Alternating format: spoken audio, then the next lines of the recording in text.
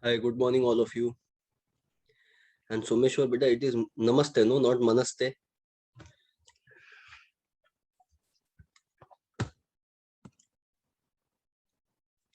Hi, good morning, Jalsa bhai, thank you. Namaste, Jai Shri Krishna, Jai Jinendra Vanakam. Wishing all of you a very happy morning.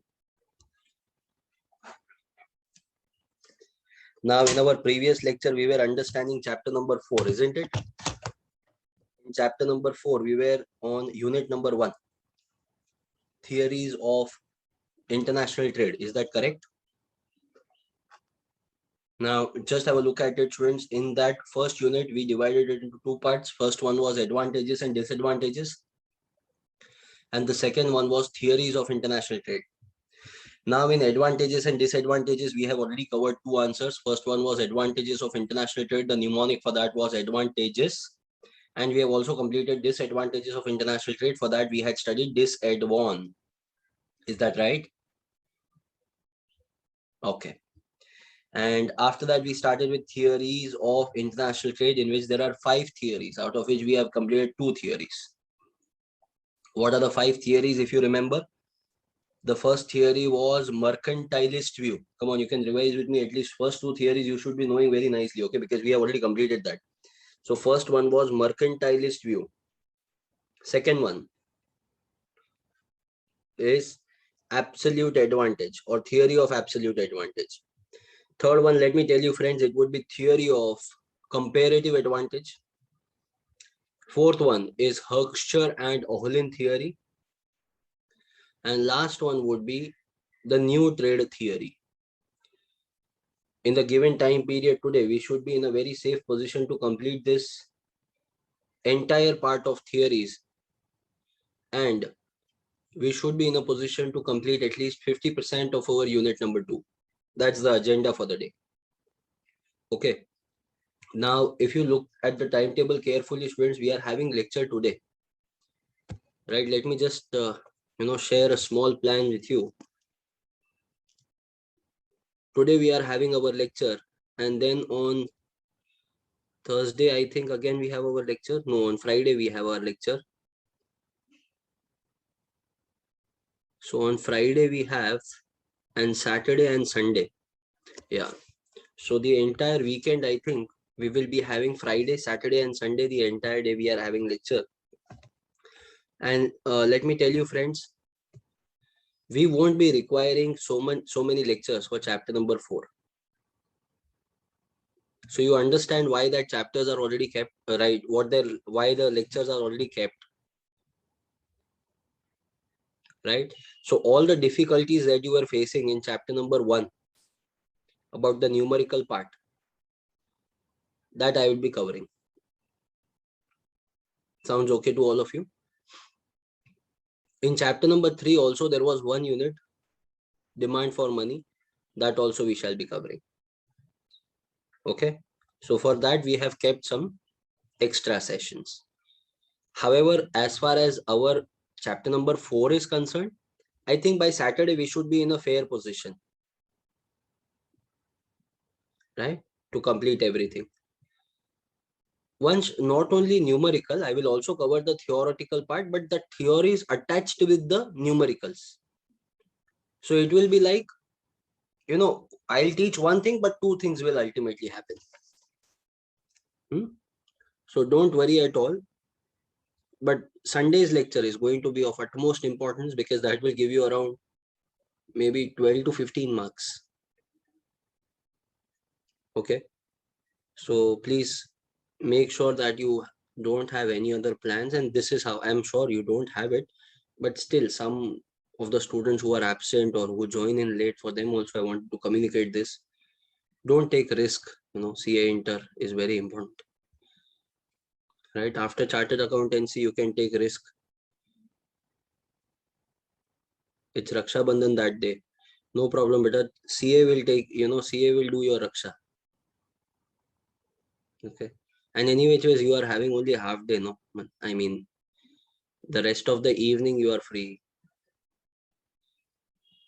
So don't worry about it. So that's the schedule, that's the idea, that's the agenda for our entire week. So I hope you are very clear in this. Now you don't have any other ideas or doubts in your minds, or what about this chapter, what about that numericals, right? I hope that part is now relieved. Okay, fantastic. Let's go ahead. I'm going to share a screen with you, friends, in which we will be discussing the rest of the part.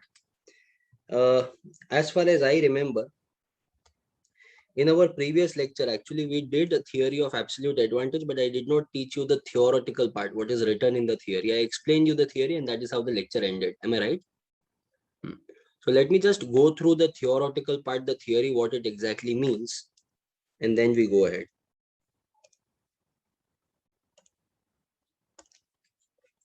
I'm going to share a screen with you, friends.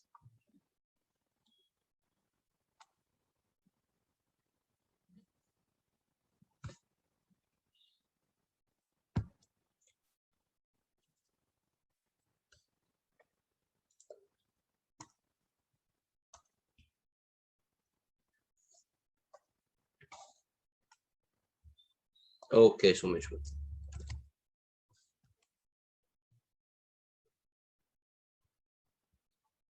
We have studied all these advantages and disadvantages in the last lecture, and we understood this mercantilist view also.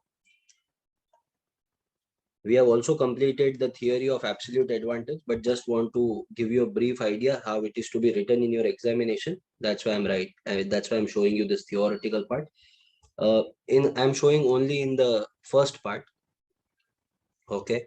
The rest of the parts, like the next theories onwards, you will not require this theoretical explanation, because once you understand how it is to be written for all the theories, you can replicate it. Okay. So the concept of absolute advantage, that's the name of the theory, was first introduced in the year 1776 in the context of international trade by Professor Adam Smith. He was a Scottish philosopher considered to be the father of modern economics. In his monumental work, that is an inquiry into the nature and the causes of wealth of nations. Friends, if you remember this entire name, that is fine, or you can just write down wealth of nation, that is also fine. Yes, Someshwar, correct. He argued that in order to become rich, the countries, what they should do, they should specialize in producing the goods and services. Which means if India is having an absolute advantage, or they specialize in producing wheat, so they must produce only that part and engage in the free trade with the other countries to sell their goods. So they said they should sell their goods to Sri Lanka in a free trade agreement.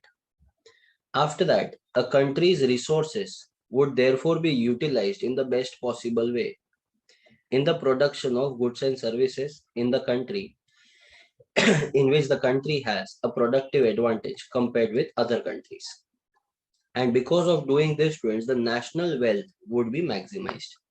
You need not write this entire part, students, because it is already there in your book. So need not worry. This is just for your understanding. Smith proposed that thesis as an alternative to then prevalent the mercantilist view. He said, my theory is going to be an alternative to the mercantilist, so that people grow up from mercantilist trade and accept this better form of trade. See, this was not the best form of trade as far as today's world is concerned. If I compare the theory of 1776 with the year 2021, of course, it is not going to make any sense. I told you this in the last lecture also. However, we cannot disregard the fact that today it might not be viable, but on that particular time period, it was very much interesting. It was very much engaging, isn't it? So that is what here Adam Smith has also said, that this theory was then prevalent as an alternative to the mercantilism, which favored what? Strict government control on international trade and relied on the principle that countries should produce as much as everything. But over the time, Smith's view came to be known as absolute advantage theory and was the dominant trade theory. Very important part, students, here. Smith's theory was a very dominant part which means people used to follow his theory blindly. They said, yes, Baba Smith is right. His theory is the best. Later on, but there was one gentleman whose name is Professor David Ricardo. Now, David Ricardo said, sir, I don't agree that this theory is the best. Then everyone asked this question to David Ricardo. Why? Why do you think like that? So David was of an opinion, see Chirag, if Adam is saying that one country is good at one thing, another country is good at another thing, then they should trade. Agree. But what if one country is good at both the things and the other country is not that great in both the things? So still we should trade amongst these countries or we should not trade? And if we do not trade, then what's the use of this theory, absolute advantage theory? Then that means it's a failure because it is not giving us a complete overview of the international trade. Yeah, right. So what to do? So he said, see, let's ask Adam Smith. But Adam Smith was not able to answer because by then from present tense, he had become past tense.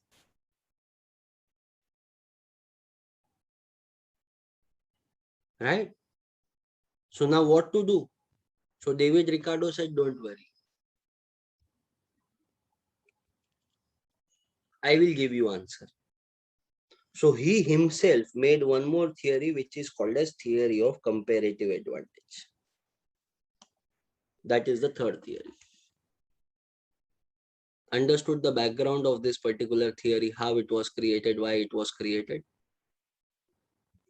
But don't you think it is an amazing way to launch your theory? Create a doubt on the existing theory, create a question. Now, because that theory or the economist is not there, you create your own theory. Okay, so you are only asking the question and you are only giving the solution, still you become famous. Right? So anyway, yes, Someshwar, it is very important to remember the names. Yeah, very important. So let's begin, friends. Now I am going to share another screen with you, which will talk about theory of comparative advantage.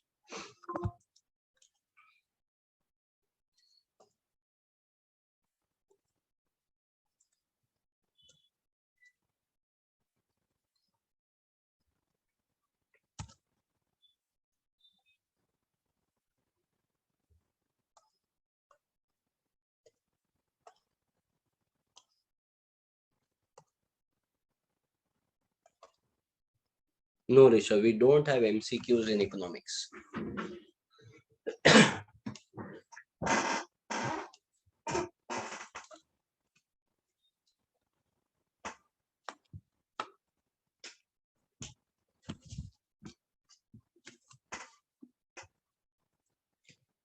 Please give the heading in your notebook.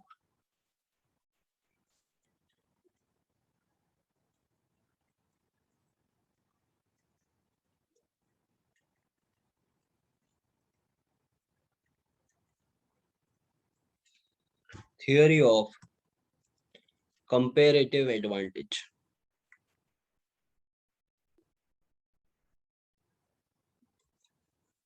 Please write down in that.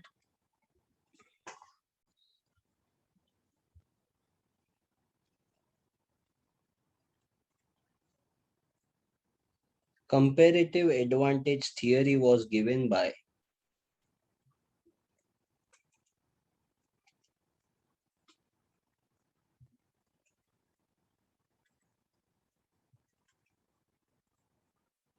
Professor David Ricardo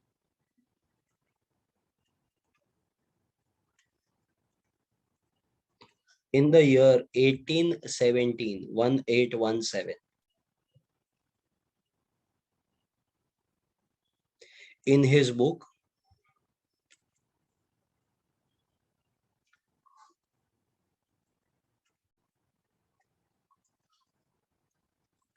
in his book, Principles of political economy and taxation.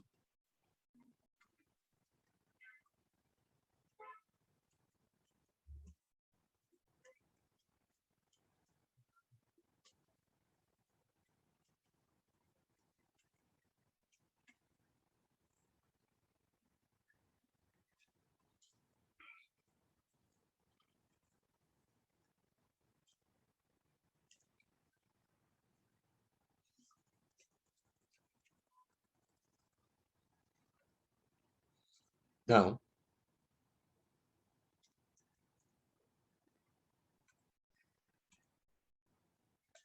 friends, let's understand the numerical part, what David Ricardo meant to say. So again, we are going to consider 2 into 2 model, that is two countries and two products.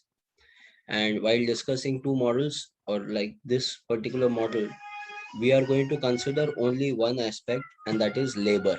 Okay, just excuse me 1 minute, please.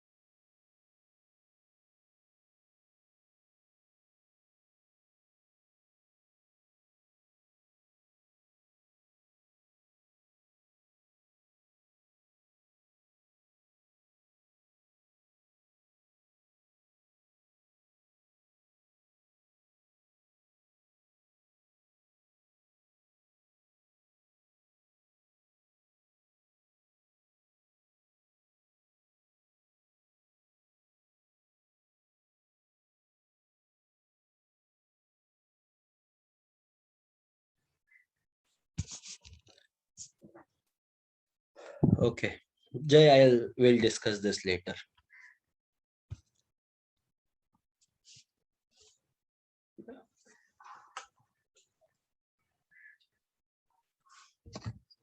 So please create a small schedule, friends.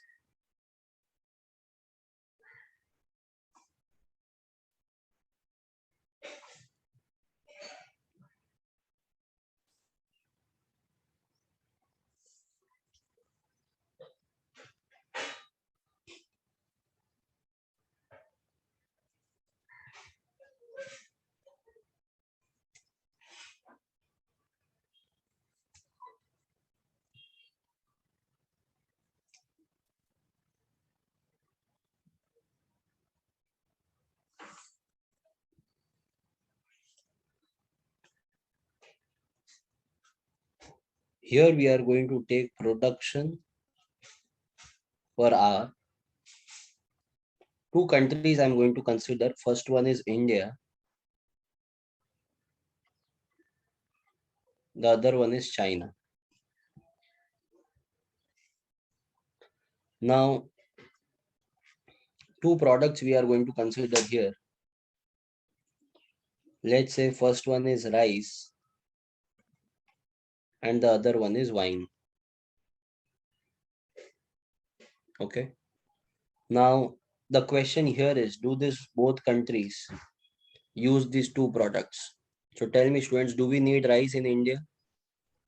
Yes, we need. We eat rice, right? We are a consumer of rice.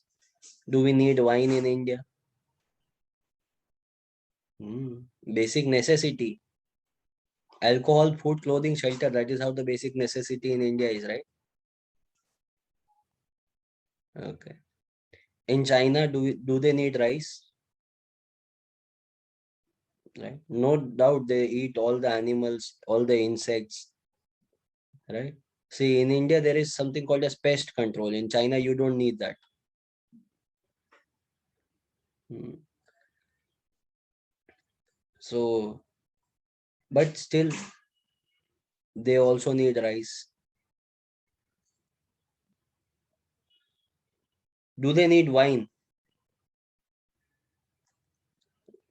Looking at their thinking and looking at their thought process, I think they are always drunkard only. Right? So, anyways, so they need this. So both the commodities are demanded by both the products. Now let's see if both the countries can produce them on their own. So here India can produce 10 units of rice in 1 hour of labor. And in your examination also, students, don't go for trial, you know, use the examples that I am giving. That you will get full marks. Many students do this mistake, over smartness. Sir, we will also try, why? What's the need? And even if you tried, see, I don't criticize. That's a very good thing. Try it after December 2021. Okay, try it in January 2022. Make your New Year resolution. I want to try all the new things in life. I don't mind, but not in your examination. That is not your, what's a trial ground. So in 1 hour of labor, India can produce 10 units of rice. In 1 hour of labor, India can produce 10 units of wine. So if you observe, students, India is having an equal opportunity in producing both. And I would not be wrong. I think you understand this already, that India's opportunity cost will be 1:1, isn't it? Similarly, when we talk about China, let's say China can produce 2 units of rice in 1 hour of labor. And China can produce 8 units of wine in 1 hour of labor. So China is having a productive advantage in producing wine as compared to producing rice. So they are having an opportunity cost of 1:4. Now, what do you mean by 1:4? I'm very sure you understand the meaning, but just for my satisfaction, I will say this once again. The amount of time which can help you in producing 1 unit of rice in China, the same amount of time can give you 4 units of wine in the same labor input. So laborers are more at advantage if they produce wine as compared to rice in China. But as far as India is concerned, in India, the laborers are at equal advantage whether they will be producing rice or whether they are producing wine. So in India, it doesn't matter practically what they are going to produce. They can produce both the things, they can produce either or, it doesn't matter at all. But for China, definitely it does matter, because they are having an absolute disadvantage in producing one factor as compared to another one. So now the question prevails in front of us. What to do? Should we trade or we should not trade? That's the question here.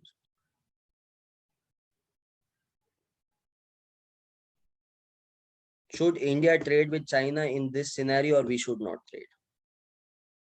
Now I'm getting many answers, students, stating we should not trade. Okay, and some of you have also said, yes, sir, we should still trade. Well, see, if we do not trade, okay, if we do not trade, then it's okay. India is an advantage. But let's flip the countries. Now we are being so adamant because India is having an advantage, isn't it? Let's change the countries. Let India take China's position and vice versa. Now what will be your answer? No, no, sir. Now we should trade. No. India needs now no help from China. So we should trade. See, we can't be selfish as far as international trade is concerned, right? Are you understanding? Just because in this example, India is having an advantage, but practically in real world, India doesn't have that advantage. This is just for making us feel good in the morning. I'm taking India as it this advantage position. Are you getting this? So now tell me, friends. See, ultimately the answer should be yes, because we are understanding theories of international trade. So logically also you should be saying yes only, no, no, or else this would have not come only. So now what will happen? How we should trade? Ask China to just relax? India will produce both the things and will sell it to China. If that happens, then this will become mercantilist view, isn't it?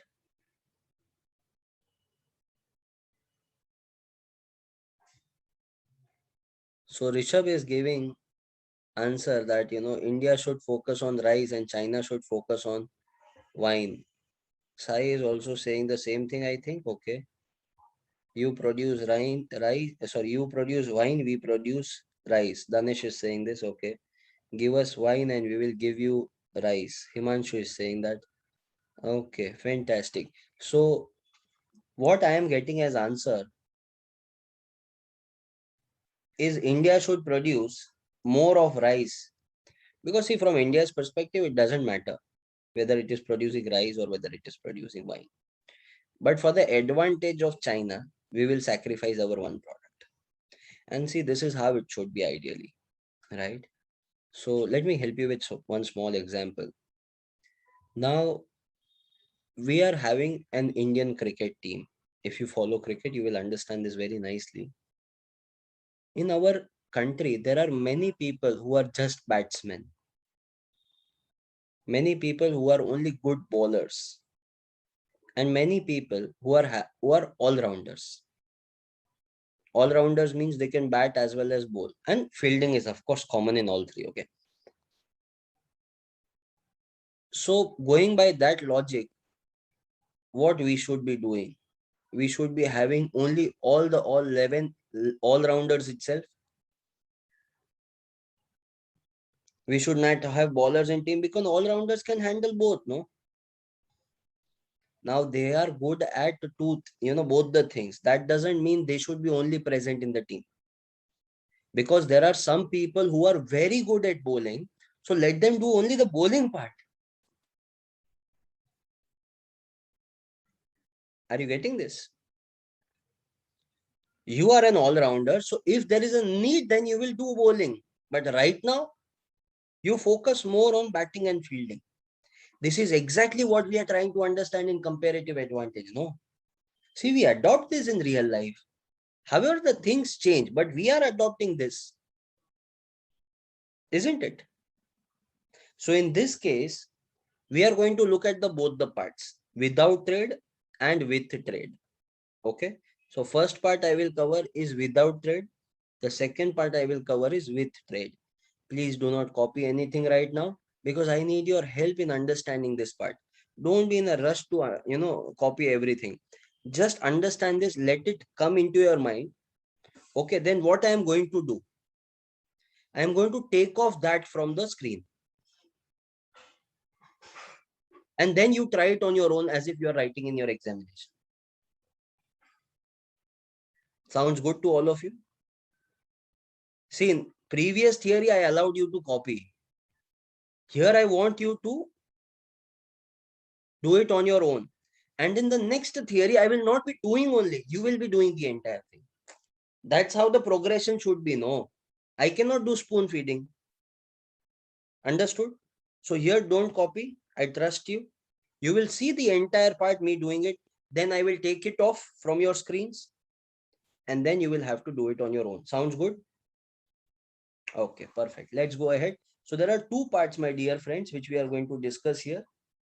First one is, of course, without trade. The other one will be with trade. So let me tell you this position. Without trade. The other one is with trade. Without trade means India and China will produce their own needs and will feed their population.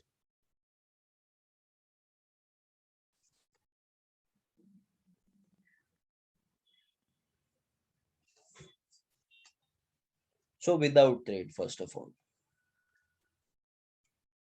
India will use 1 hour of labor to produce 10 units of rice. India will use 1 hour of labor to produce 10 units of wine. That is 10 W.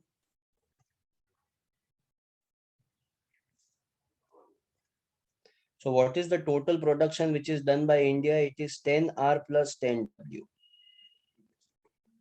Same goes for China. China will be using 1 hour of labor to produce 2 units of R and 1 hour of labor to produce 8 units of W.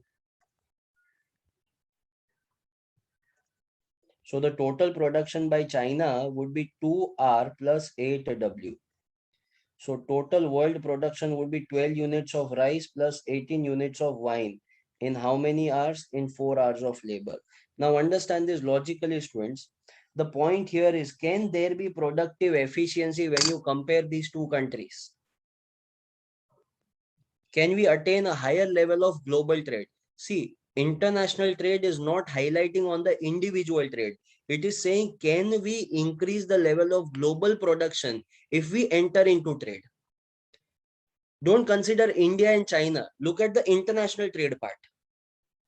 So I will take the answers which you had given to me, that let India focus only on rice and let China only focus on wine. Let's have a look at it, friends. What is going to happen if we do so, if I go by your opinion?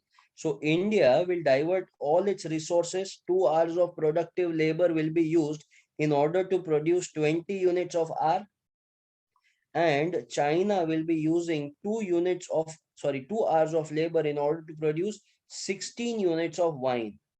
So if you observe, students, we are now producing in global level 20 units of rice and 16 units of wine in 4 hours of labor. The question here is, are we efficiently producing more so that we can trade?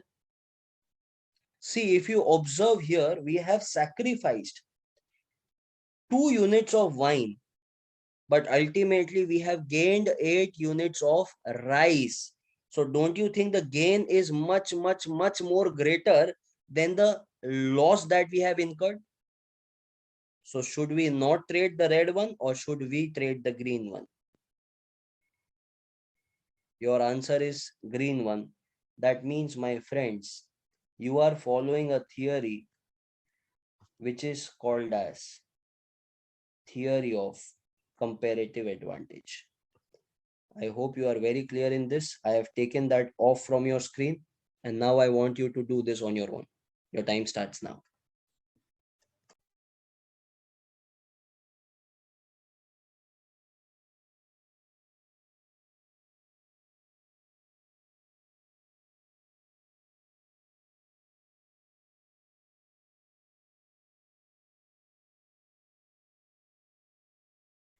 Ovia, you are right.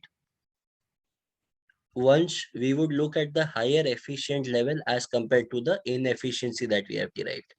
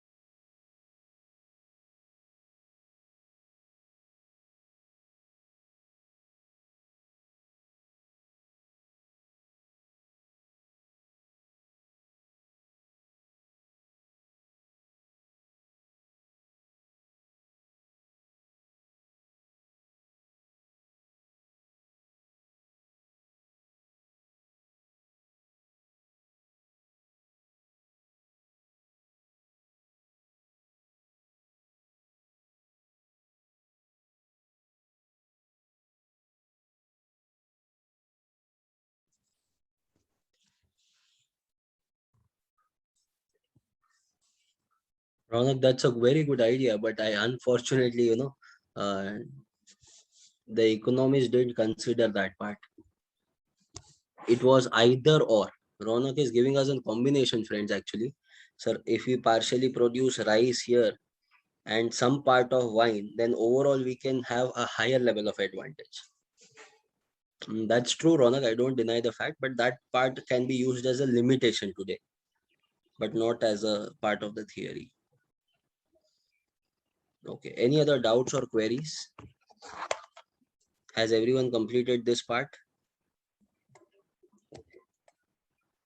So let's go ahead, friends, to the next one, which is called as HO theory. Now, it took many days to me not to understand this theory. This theory was quite simple. I understood in half an hour while I was a student. But to by heart this name took me an entire year. Okay. Huxter and Ohlin theory. Right. So name, I used to always write in the examination. Once I'll tell you, I forgot. This was there in my graduation level exam. And while I was doing my MPhil in economics at that time also it was there. So at that time, I wrote it as HO theory. I just didn't want to make the mistake with the name of the economist. But fortunately, after teaching for so many times, now I should be getting it right. Right. So I'll give an attempt today. Then you are the judge whether I did it right or no. Okay. Because in my childhood also, I'll not joke about it. It is very serious problem. I used to always, having trouble in dictation. Remember, there was something called as dictation where teachers will give you words and we have to write it. And if we get wrong, then teachers would come up with scale. So that part was seriously very horrible. Thank you. So anyway, so today I'm going to attempt one more dictation, but not in front of my teacher, but today in front of my students. Okay. Huxer and Ohlin theory.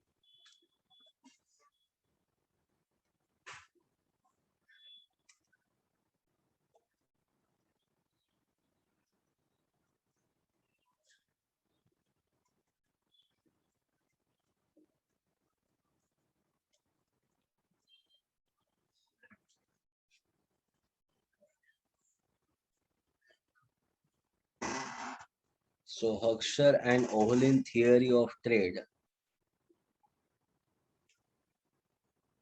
is what we are going to understand today. Very simple theory, student, but I don't know why. If you look at ICI material, don't look at it right now, but trust me, when you look at ICI material, they have given you explanation of around 4 to 5 pages. And it will be asked in your examination for 2 marks. Now see, I understand that ICI is having an expectation that after completing CA Inter, you will become economist. But practically it is not required. So we will stick to the explanation and we will stick to the example which I am going to give. Fair enough? Okay. And I am going to ignore some part, because they have also said that, according to this theory, Paul Samuelson also contributed to the theory. So there is one aspect to it which is called as Herscher Ohlin Paul Samuelson theory. So we are going to just ignore Paul Samuelson for the timing, not required. Herscher Ohlin is the star.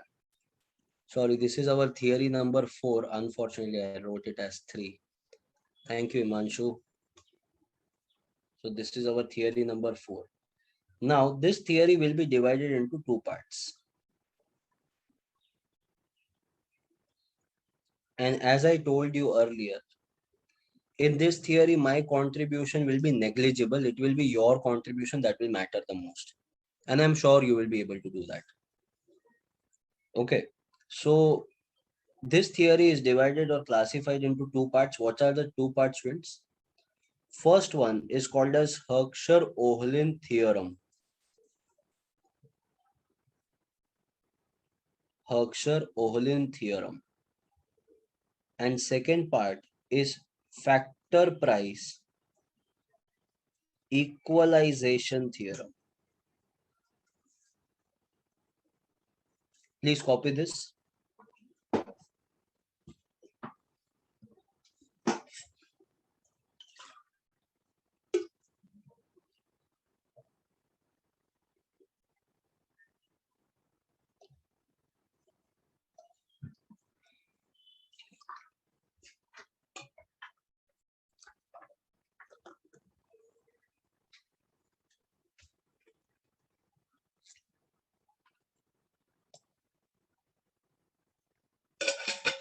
These theorems are nowhere related to your mathematics theorem, students. Oh, is it, Someshwar?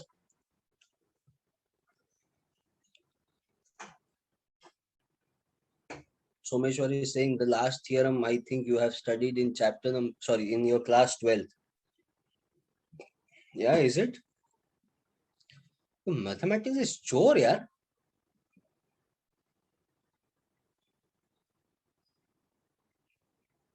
Steals the theory from economics.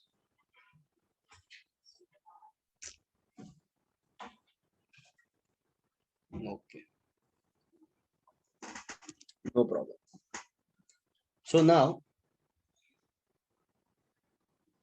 I agree, Ronak. First of all, we are going to understand HO theorem, friends. Two countries, two products. But this time, we are not going to talk only about laborers. You can consider labor as well as capital. But I will not help you. You will help yourself. I will just give you example. I will just give you countries. And then you have to tell me which country is going to trade what with which country. Okay. So let me give you one example here. We are going to draw a box.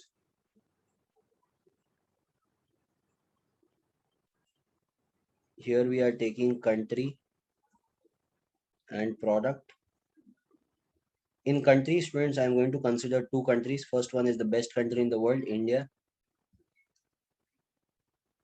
Another one would be Germany. In case of product, we are considering two products here. First one, let's suppose we consider rice. The other one we consider car.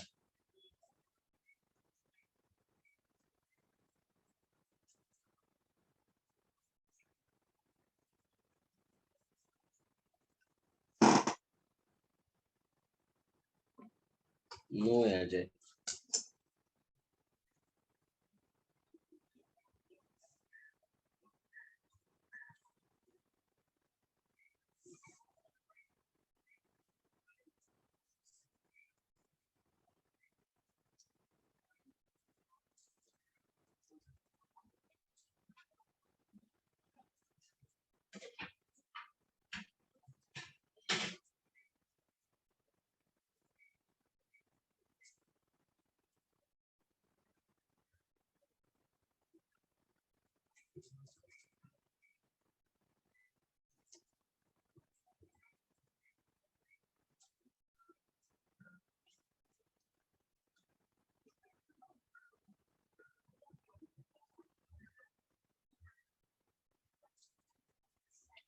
Okay.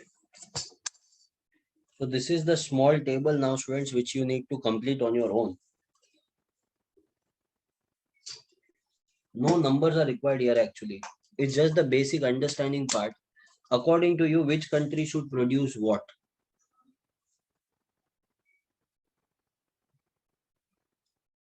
Tell me, should India, first of all, does India need rice?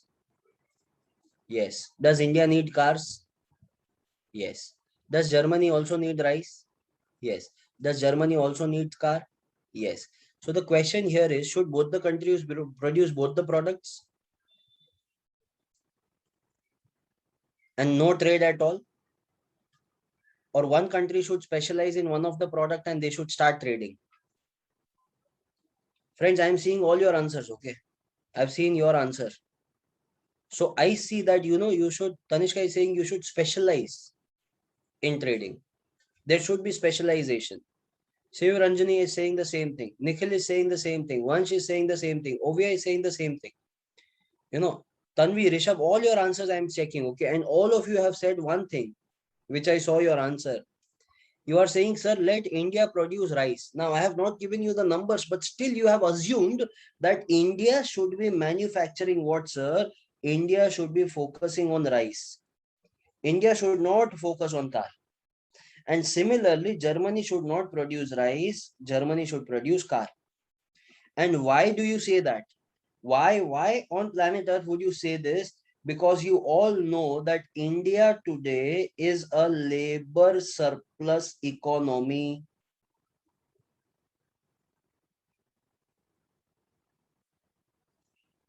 And rice is a product which requires labor intensive method.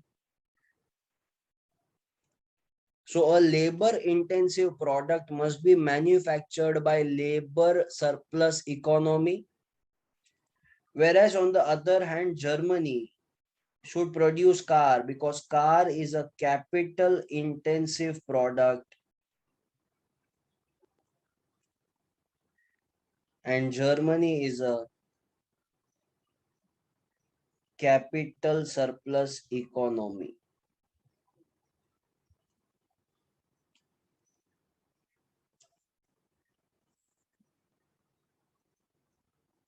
Right?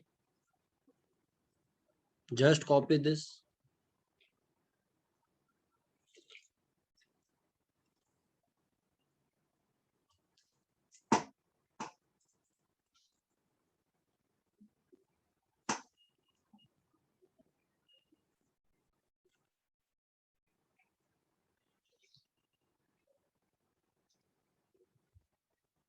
Done, friends?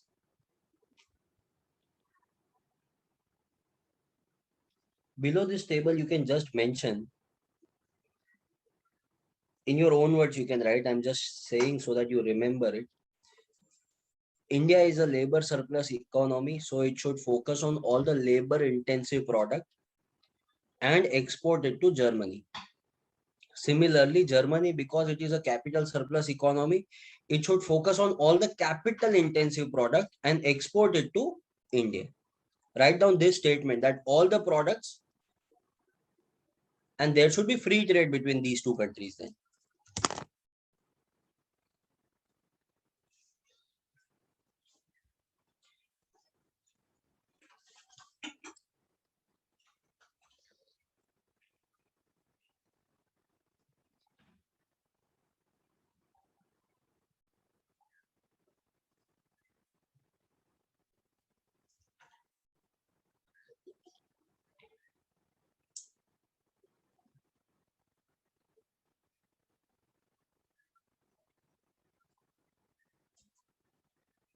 And both the countries should have advantage of the product that they are not having.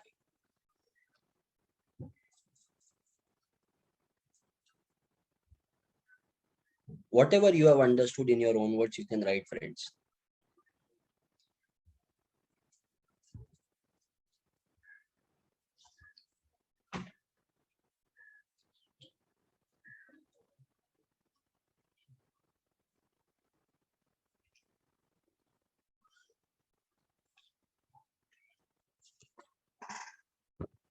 Done?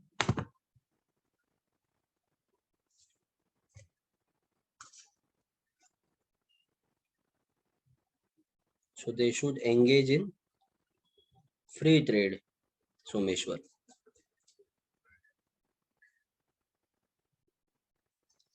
Simple, very simple, isn't it? Now, does this look arbitrary to you? Does this look hypothetical to you? Right? Well, let me tell you, my friends, this is not at all hypothetical. Right? If I talk about the best rice in the world, it is manufactured in India. Okay. Look at this.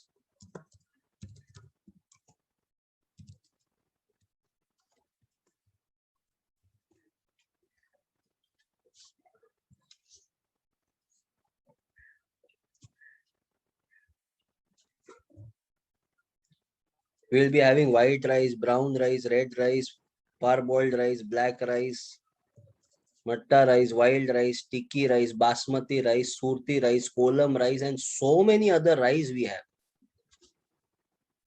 Yes or no? So all these rice, whichever is required by the world, we manufacture it and we sell it. German do import rice from us. They don't produce rice. This is a very practical example, friends. And one more thing which I would like to share with you.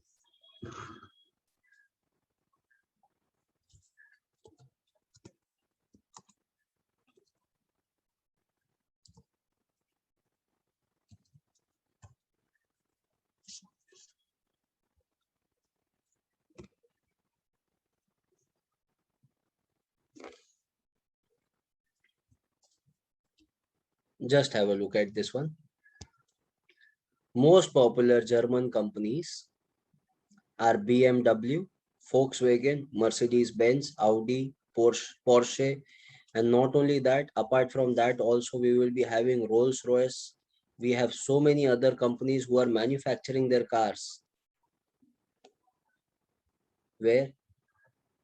From Germany. So what's the moral of the story? That whatever we have understood in this theory is very much practical. I hope you are very clear in this. See, I'm not considering here the economical cars, okay? Because as far as economical cars are concerned, Japan will lead. I'm not talking about the stupid cars. Because in stupid cars, USA will lead. Because if you look at US brands, they are neither luxurious nor economical. Japan at least admits that our cars are economical. Germany admits this. We are luxurious. US will try to sell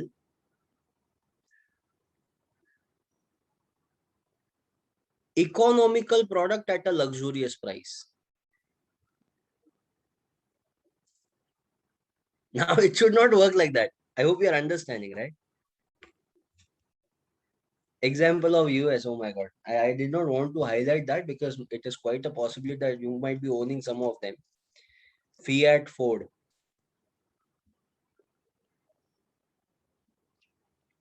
Now both these companies are a failure in India, right? Because in India we want either economical, give us either Maruti Suzuki or give us Audi. Now you can't give Maruti Suzuki at the price of Audi. Right? That's what US tries to do actually. Tesla is there. Tesla is an exception, I would say, for some time at least. In the next 5 years, watch it. The Indian brands are going to flourish the market with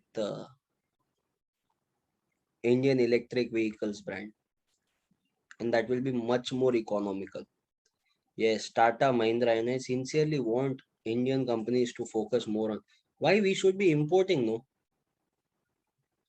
we don't need to import from other countries of the world. We can produce here only. No, and come on, let's accept the fact Tesla will not understand Indian roads. Okay, it is only Tata, Mahindra, Maruti can understand.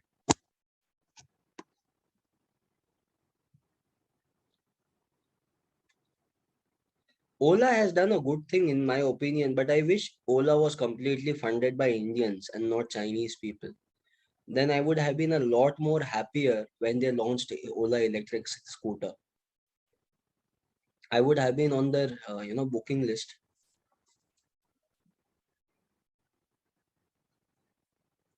Oh, is it Akshay? I was not aware about it.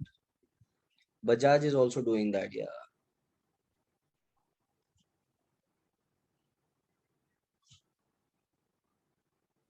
Yeah, Someshwar. In Chennai, they have built the biggest plant of the country.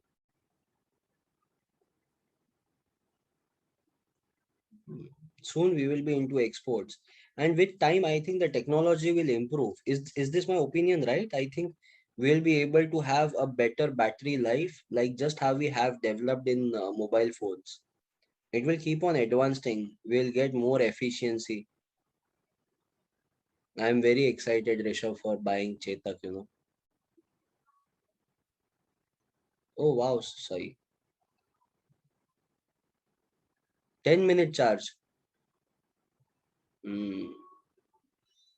That should be there. I want that to happen. Charging stations will be challenging. So if it is challenging, students, there is a business opportunity for you, isn't it? Why can't we create? Are you interested in talking about this? Like, because we are discussing something which is not part of the topic. So, right, let's talk about this. Let's say if Tanishka, Kavya, and Chaitra make a team. Okay. Now these three girls said, one will handle our northern part of the country. Other one would be handling the western and the eastern part of our country. The other one will be handling the southern part. They bring more and more investments and they try to tie up with the existing petrol pumps. Okay. Existing petrol pumps that they will be hiring some part of that petrol pump, and they will launch their hydroelectric power stations. In that hydroelectric power stations, within 30 minutes time, due to that heavy voltage, you will be able to charge your car by more than, let's suppose, 60 or 70%. So which will be good to go. 100%, of course, it will take time. That's how the electric vehicles operate. Sanskar is saying, sir, Tata has done this already. They have cracked a deal with Hindustan Petroleum. Fantastic. So, ideas are no one's monopoly, like how Dhirubhai Ambani had said. So I was thinking about this from last 2 months. Now the Tata has already started as per Sanskar. So HP is already gone. So someone else, because I am not dealing with this idea. So someone else will definitely have this idea, will crack a deal with Shell, will crack a deal with SR, will crack a deal with Reliance. Reliance will make their own only, right? Someone will crack the deal with Bharat Petroleum and so on, right? But it's a very good idea. I think it will work out. And soon we will be having, see, if charging stations are available, then people don't mind buying, EVs. Do you have CNG cars in your area, in Chennai, Hyderabad, Coimbatore, Pondicherry? Do we have CNG? No. In Mumbai we have CNG. In some places you guys are saying you are having. Okay, in Hyderabad I think you are having it. Mm. Oh, autos operate in CNG. Okay. Even I was having my previous car which was on CNG.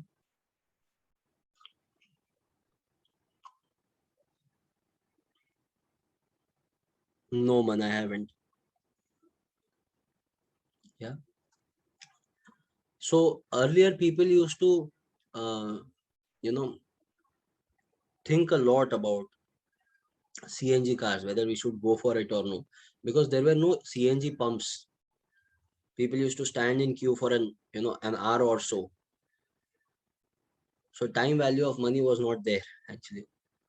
But now there are so many CNG pumps, so many CNG vehicles have also come, and that's a very good idea. Okay, along with CNG pumps, we can also have this tie-up of electric stations,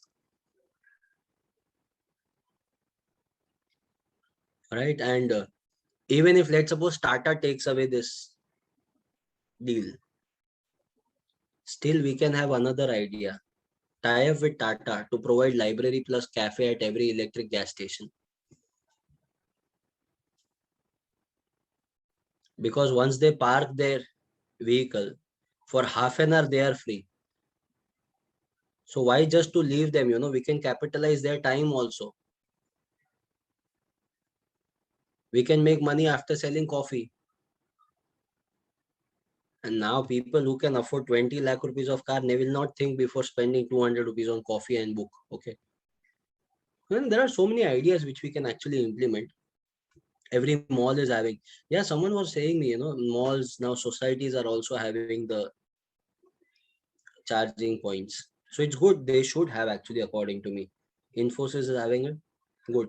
So that is very futuristic, and that is what Herscher and Ohlin also tried to tell us, how to be futuristic.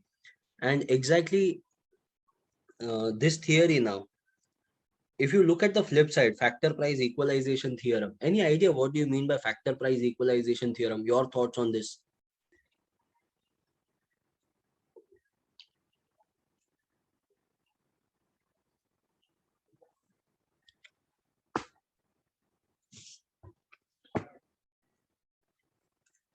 Whatever is your thought, okay?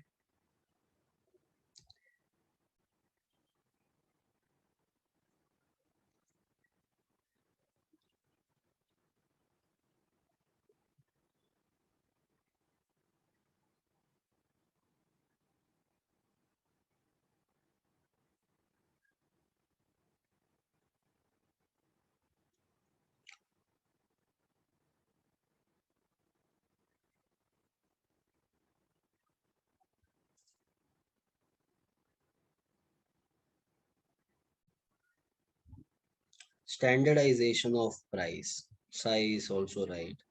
Himanshu, okay. So I think you are absolutely right here. You know this almost. Okay. Now let me tell you here. What Herscher and Ohlin were of an opinion that price of rice and price of cars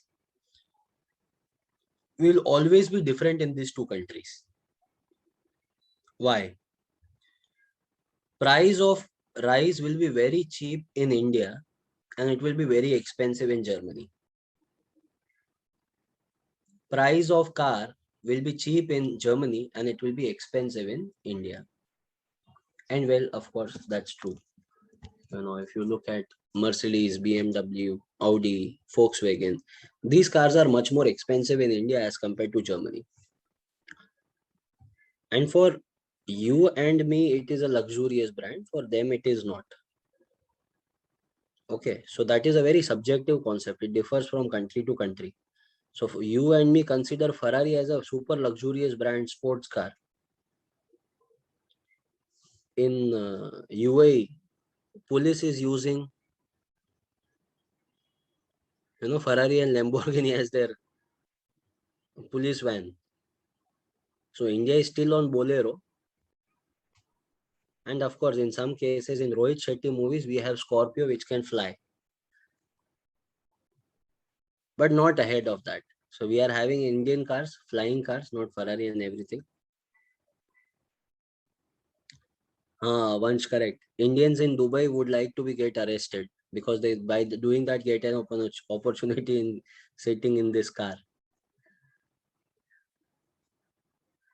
So friends, tell me one thing now. If this kind of disparity will always exist, then what to do? It will be very difficult. So according to Herscher and Ohlin,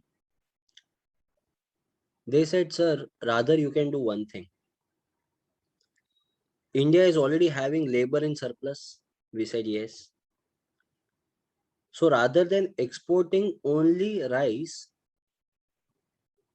you start exporting laborers also. Listen to this carefully, okay? Rather than exporting only rice, you start exporting laborers as well. And the same thing was asked to Germany. See, Germany, you are having a very cheap capital available in Germany itself. So rather than selling only cars, you start exporting capital also, no? By doing that, what will happen? Okay. By doing that, what will happen? See this. This is price of labor in India. This is price of labor in Germany. In Germany, the price is very high. In India, the price is very low. Are you understanding this difference, friends? Sure? No confusion, right? If you want, you can also hold this hands like this. Okay. So this is our price of labor in Germany. This is our price of labor in India. Okay. Now, if we start exporting laborers from India to Germany, from India to Germany, if we start exporting, what will happen to the price of labor in Germany? It will start coming down. And because of scarcity which is created in Indian labor market, the price of laborers in India will start increasing. Yes or no? So if you look at it, the price of labor in Germany comes down, the price of labor in India goes up. There will be a time when this both will come at one common terms, it will become equal. And when it becomes equal, at that time, it is nothing but labor equalization, labor price equalization, yes or no? Now same hand, okay, this hand is Germany, this hand is India. Now look at the capital part. So capital in India is very expensive, capital in Germany is very cheap, yes or no? So what we intend to do now, Germany should sell capital to India. So capital which is very expensive in India, the price will come down. And because of lack of availability of capital in Germany, the prices will go up. And there will be a time where price of capital in India and Germany will become equal. So capital price equalization. So the price between laborers of Germany and India, they become equal.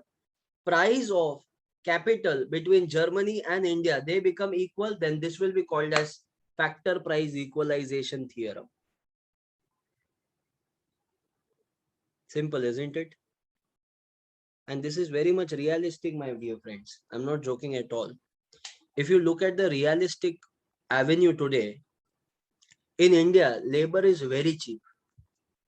The minimum wage policy of India says that Indians should be getting a minimum of 6,500 rupees if you are hiring any person for full-time job.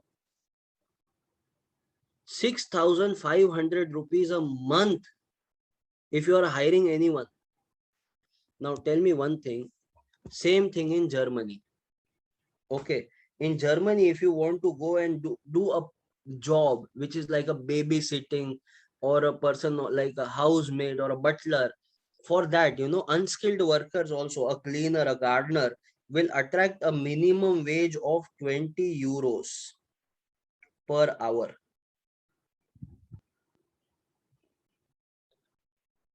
Now let's suppose if that person works for 10 hours in a day, how much that person would make?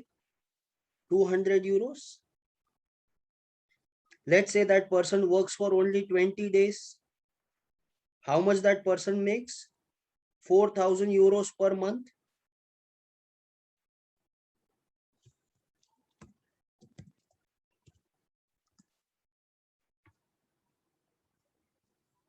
€1 is 87.39. In my example, it was 4,000 euro. Let's convert this. 4,000 euro is 3,49,580 rupees. 3.4 lakhs, let's say 3.4 lakh rupees. So 3.4 lakhs per month for doing household work in Germany. In this amount, you will be able to hire 2 graduates in India, commerce graduates, for the entire year. For this salary, you will be able to hire 3 engineers for the entire year. It might also be 4. Right? Now, after the lecture, please don't ask me this doubt. Sir, what is the process of applying for German visa? This is just example, okay? Don't get super excited. Now, some of you might be giving a serious thought. It is more than CA salary. Here I am doing, 9 hours I have to listen to this fellow and the other one.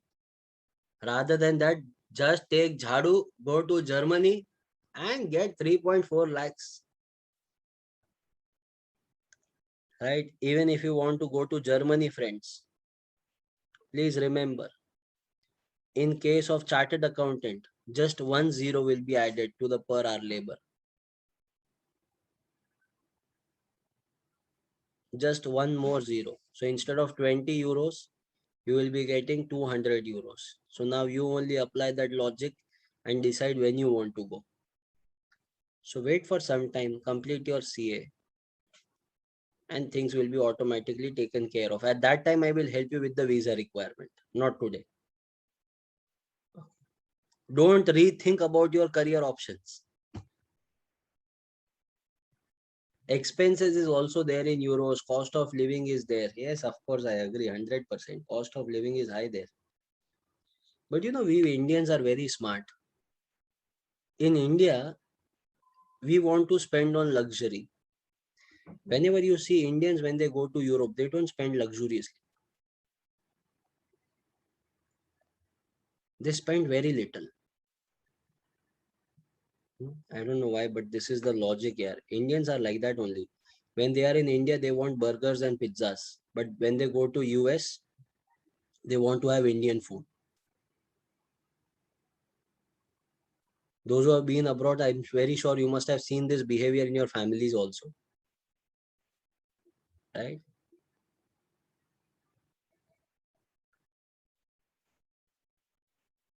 And this is how it is. Sai is saying, yes, sir, and the rice is costly there. I agree. You won't believe, yeah, this is the fact, okay? Many of my friends have traveled. They take rice, they take Maggie, they take what? Poha, and then they make that only and eat. Achar, yeah. Thepla, are thepla to is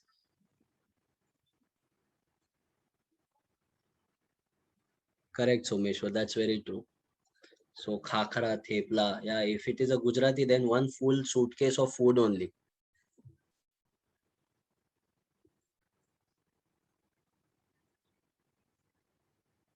I agree. I agree. See, I will tell you. Even whenever you want to go to, I'll give you a small tip. Okay, whenever you are boarding a train which is going to Gujarat or Rajasthan, okay, any location in Gujarat, any location in Rajasthan, you just have to carry your ticket. Remaining everything, don't worry about the food. Whoever is there in your coach, they will make sure that you are not hungry. Experienced very much. Every year I used to experience this. Earlier, my parents used to carry so many things, then I told them, don't do this.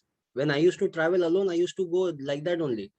Then whoever is the next, auntie sitting in front of my seat, or some uncle, they will say, beta, khadu?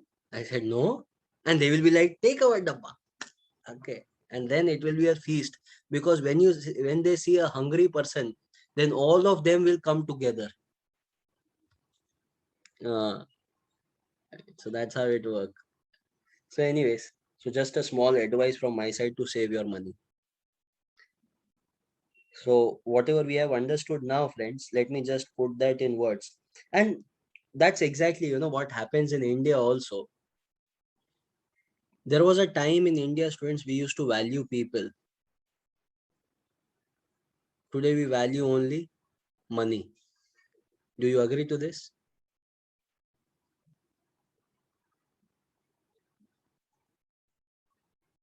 And why is that so? Because people are many. Money has become rare today. In Germany, they still value people more than they value money. Why? Because for them, people are rare, people are few,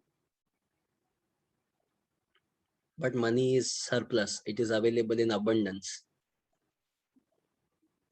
Here in India, if a person has met with an accident, people will surround that fellow and will start taking pictures, record it on mobile phones.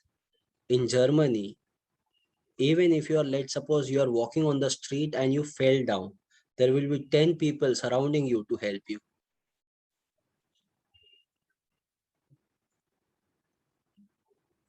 Right? This is the fact.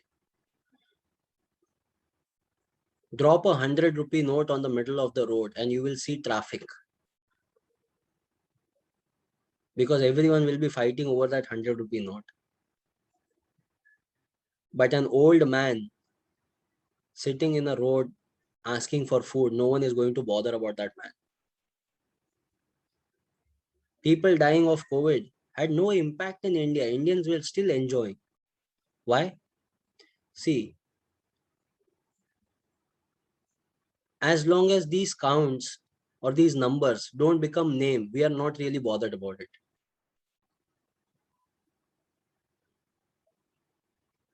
We have become so materialistic. That's true. So materialistic. I still remember I was watching one video, or I was reading the book, I think. Yeah, I think I read this in the book. There was a time in our country where people used to use things and value people. Today we are living in a kind of a world where people are using people and valuing things.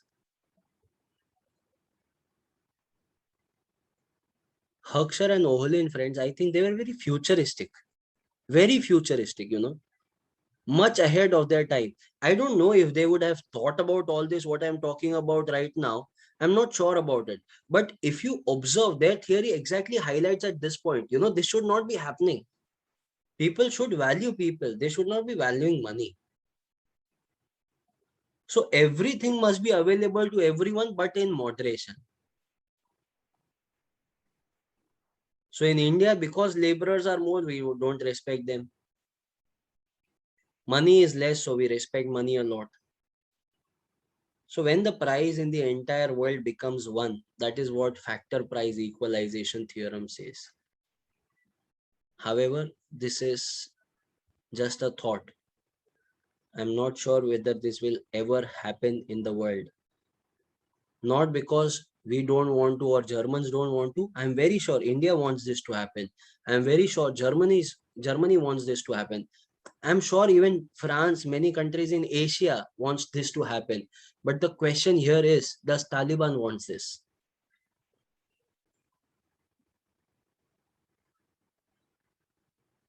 Right? But the question here is, the arms and ammunition sellers in United States and in Russia, do they want this?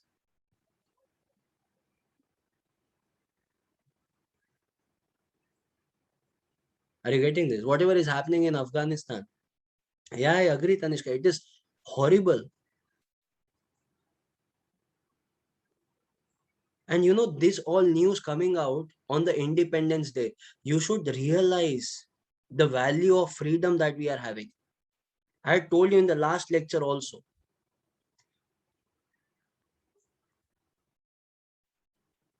Don't fall under this trap of religion and everything in India.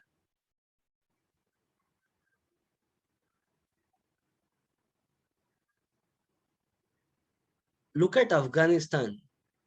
So what our government is doing, it's actually right.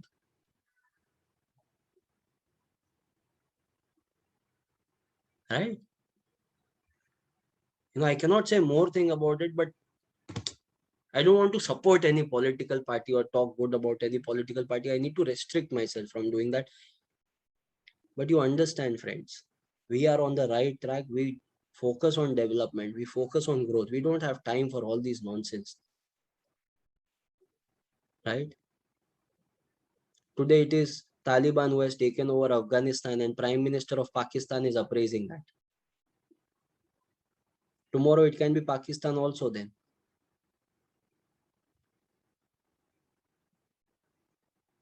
Are you getting this? And these buggers are funded by whom? They are funded by China.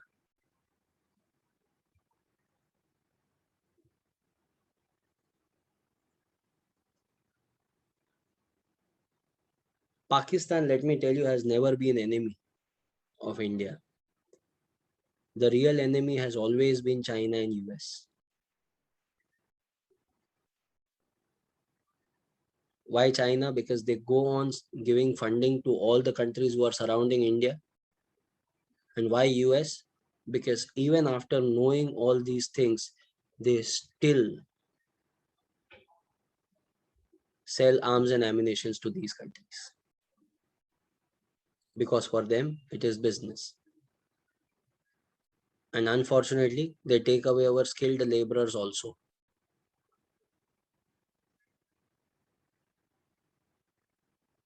Right? Some are saying India should allow Hindus and Sikhs as a refugee from Afghan. We are open to that. Why does US withdraw its troop? Now, because they thought they will give freedom to one country. This was the thought of Joe Biden. But I never thought I will say this. Donald Trump was amazing.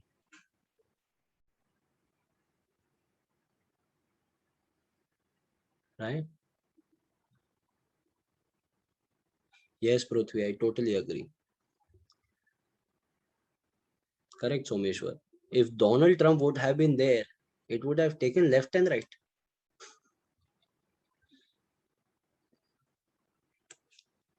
Afghans can take help from America. But the one thing that we need to understand, America will only help if they have something to take in return. They don't mind entering into Afghanistan and killing all the people, but they will make Afghanistan as just another part of America. Okay, and I don't think Afghanistan has much to sell apart from saffron. So US is not really going to help. I don't think so. Yes, Owen, correct.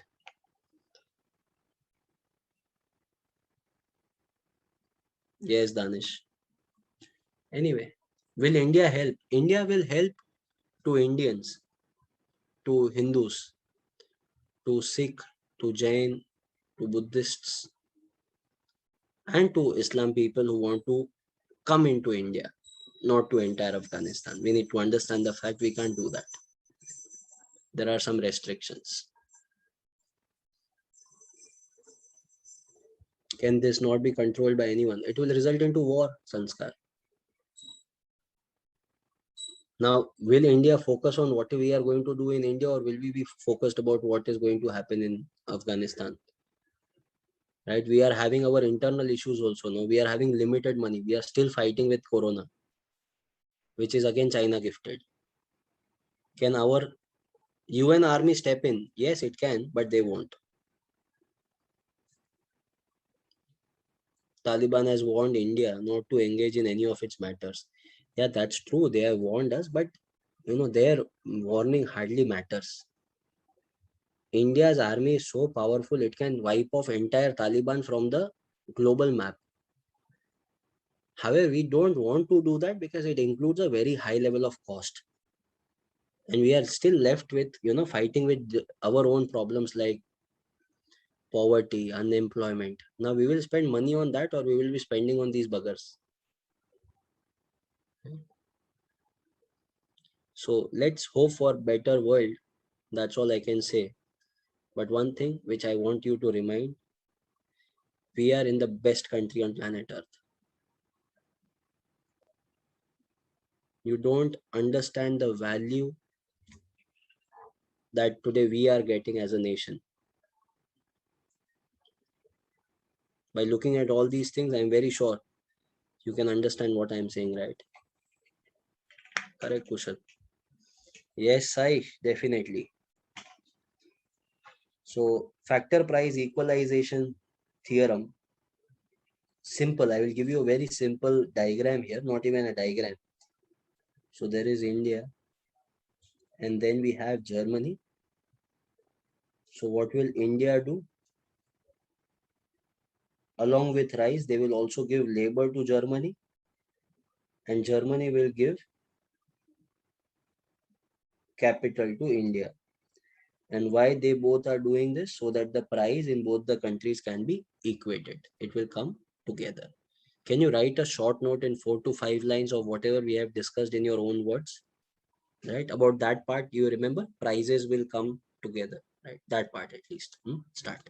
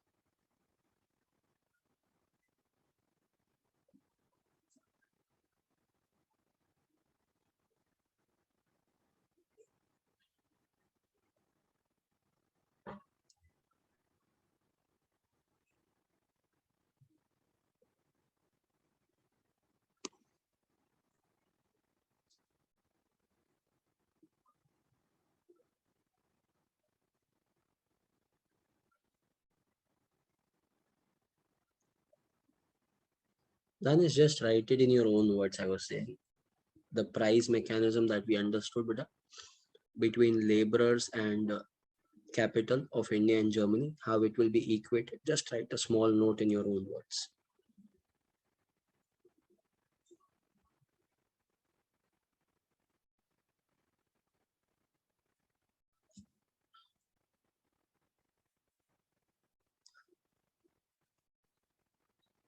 Done?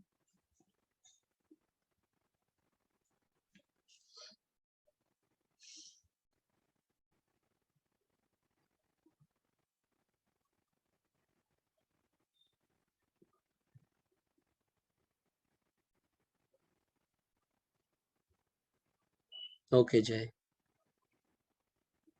Okay, Mahesh. Okay, Chaitra.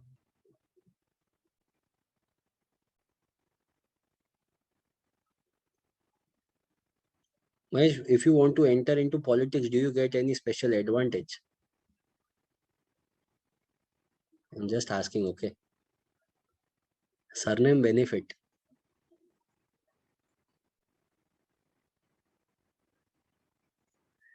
Mahesh is so kind. He's saying no, sir. Really no. But let me tell you, Mahesh, one thing, okay, and this is not a joke. Your surname might not help you, but your qualification will definitely help you in advantage. So a suffix which comes from prime minister cannot help you, but a prefix which comes from ICI and your efforts, of course, can help you more.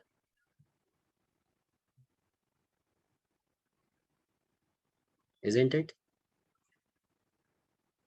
So just came naturally, okay, Mahesh, by looking at you. So that's the value of CA. I keep on reminding this in every lecture because I want you to know. Start studying nicely. Are there any CA politicians in India? Oh my goodness, many. We are having Piyush Goyal. You know this gentleman? He is a rank holder chartered accountant. And not only that, he is student of JK Shah classes.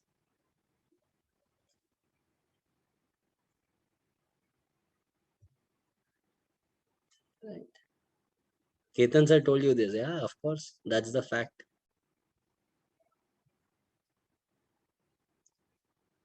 Hmm. Yeah, that's fact. Right. And there are many others. You are sitting in the same classroom where Anand Mahindra was a student.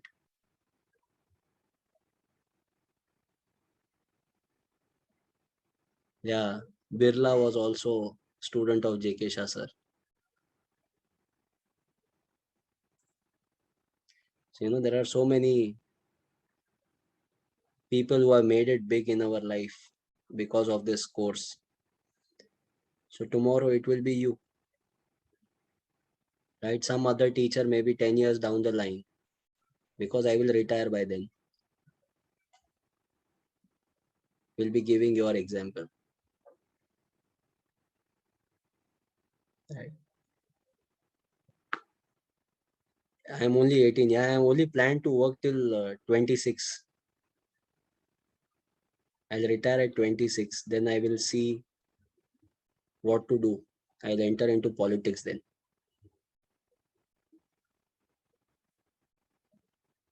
World tour? No, no, no. That I will do by becoming politician. Buy new farmhouse. I'll do that, of course. Free of cost then, yeah. Yes, Rakesh Junjunwala is a chartered accountant. That's true. How to become politician, sir? Either you have to be very cunning or very smart.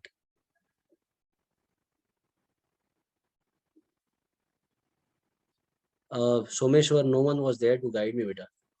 I did not know a course like that exists till graduation. The only thing which I regret.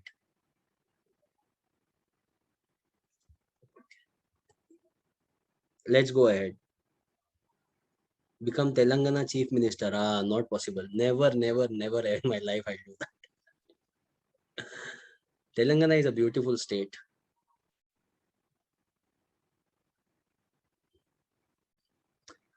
Arey Vishal, that time you will be friend, yaar. Come on. Highest salary among all CM. Yeah, salary is just a thing. Is there any age limitation to become a chartered accountant? No. No, Someshwar. At any given age, you can become. No problem. Goa CM, I would love to do that. I will increase the level of tourism there. Okay. Let's go ahead with the fifth and the last topic.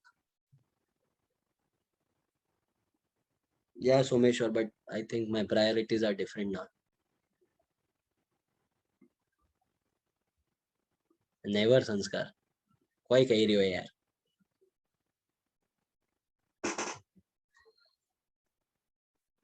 Sure. Next one is called as new trade theory. The last theory in our unit number 1. And a very easy theory. Okay, this theory was made by modern politicians, modern economists, not politicians, sorry. Modern economists. Now, what modern economists thought, now they were of an opinion, sir, if you want to trade, if you want to engage yourself into international trade, why would you be bothered about how much laborers are producing? Why would you be bothered about what capital is doing? Why would you even think about what India is good at or what China is good at or what Sri Lanka is good at? This is all nonsense crap. You will just see what you are good at. Can you export it to other countries or no? See, Pukal is not bothered about whether we are having labor efficiency or capital efficiency. He is bothered. If I produce this product, can I sell it to the entire world? If Kavya is producing one particular product, she will see that I can be efficient in this product and sell it to the entire world. No, why she will be bothered what other country is trying to do? Isn't it once? Right? Someshwar, if you enter into textile, you will try to make your mark in the textile business by selling it in the entire world. Why would we be bothered? Labor, capital, all this? No. So modern economists said, leave all these part. There is only one type of market which exists in the world, and that is monopolistic competition. Do you agree to this part? Look around yourself. Just look around yourself, whatever you are using right now. Look what you are wearing right now. Look what is outside your window.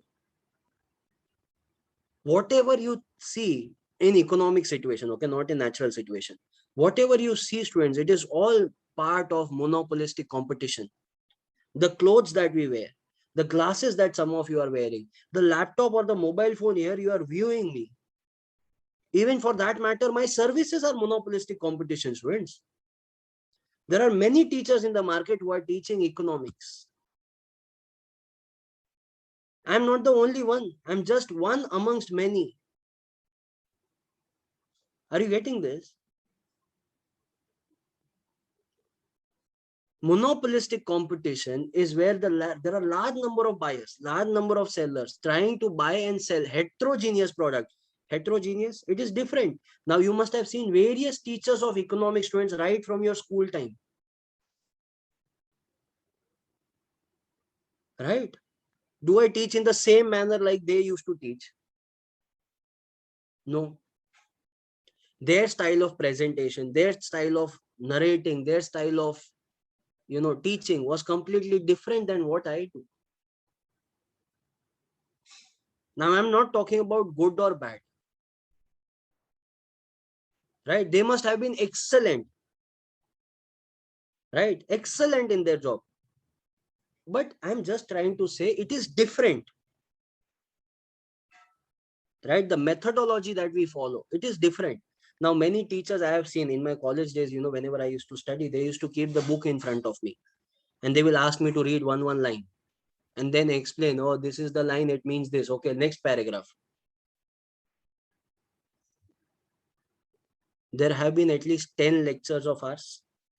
And you must have attended CA Foundation also. Do I ever refer to book? I don't have book here also, okay. I don't have any book here except my laptop and this screen. I have nothing here where I can refer. It's all there. I just try to intend to do one thing. Whatever is here via this internet, I can put it into your head. That's the only thing. By the end of lecture, your knowledge and my knowledge should be at par. That's the only thing. Factor price equalization theorem, knowledge equalization theorem I adopt.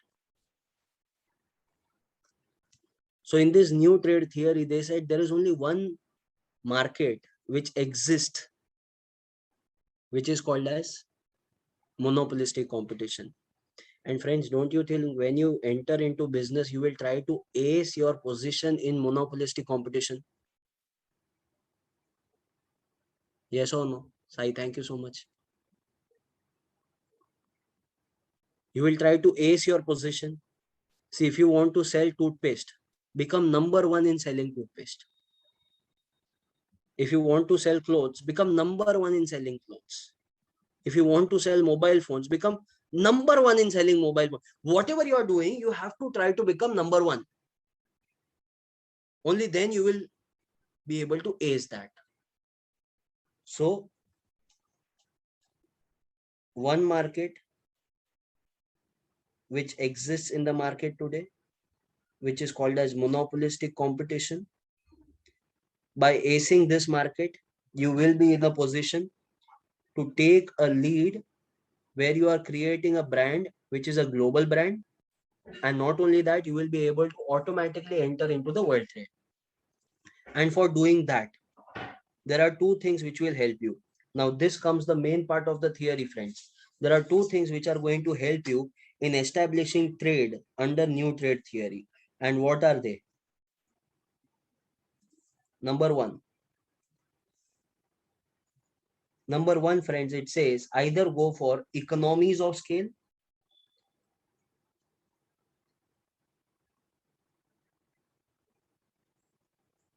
or second one, go for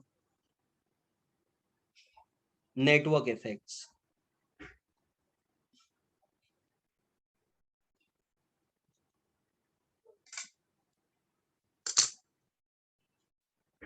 Someshwar, there was no one person who has done this. There is, you have to just term it as modern economists.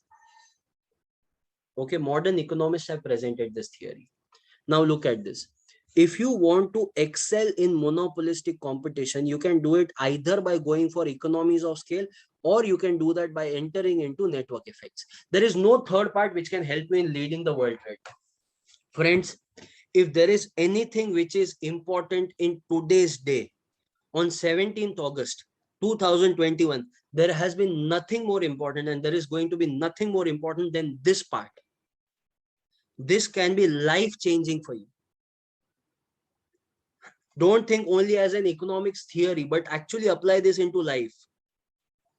If you want to lead into the market, either you have to be at economies of scale, or you have to be at network effects. There is no third theory that you can accept in the world in order to make it big in life. I can have n number of examples to help you with this. Number one, first of all, understand what do you mean by economies of scale.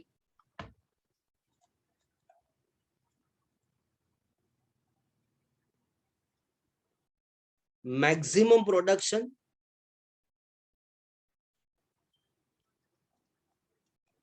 minimum cost of production. Maximum production at lowest cost of production is economies of scale. What is network effects?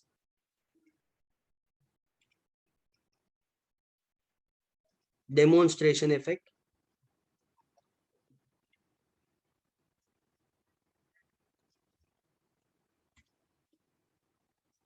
Or bandwagon effect.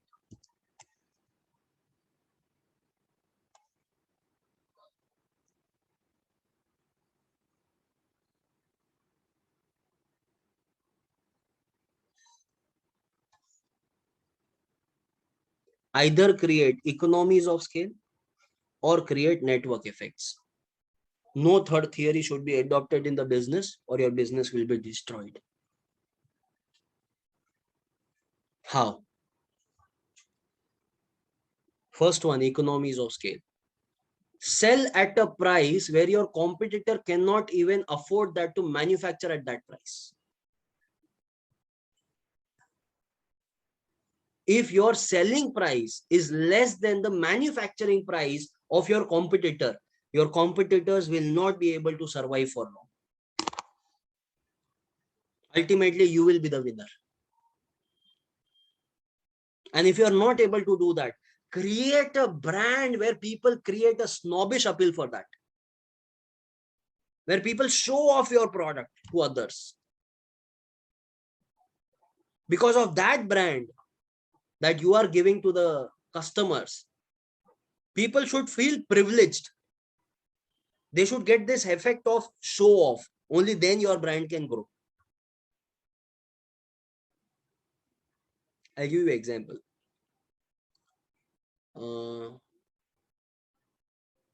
Parle-G.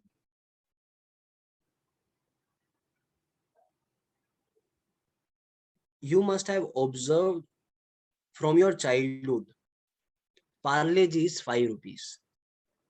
Students, you won't believe what I'm going to say. In 1990s, okay, Parle-G just tried to increase their price by 25 paisa. They made 5 rupees 25 paise. There was a nationwide protest. Can you imagine? People getting onto streets because of biscuit selling company has increased the price by 25 paisa.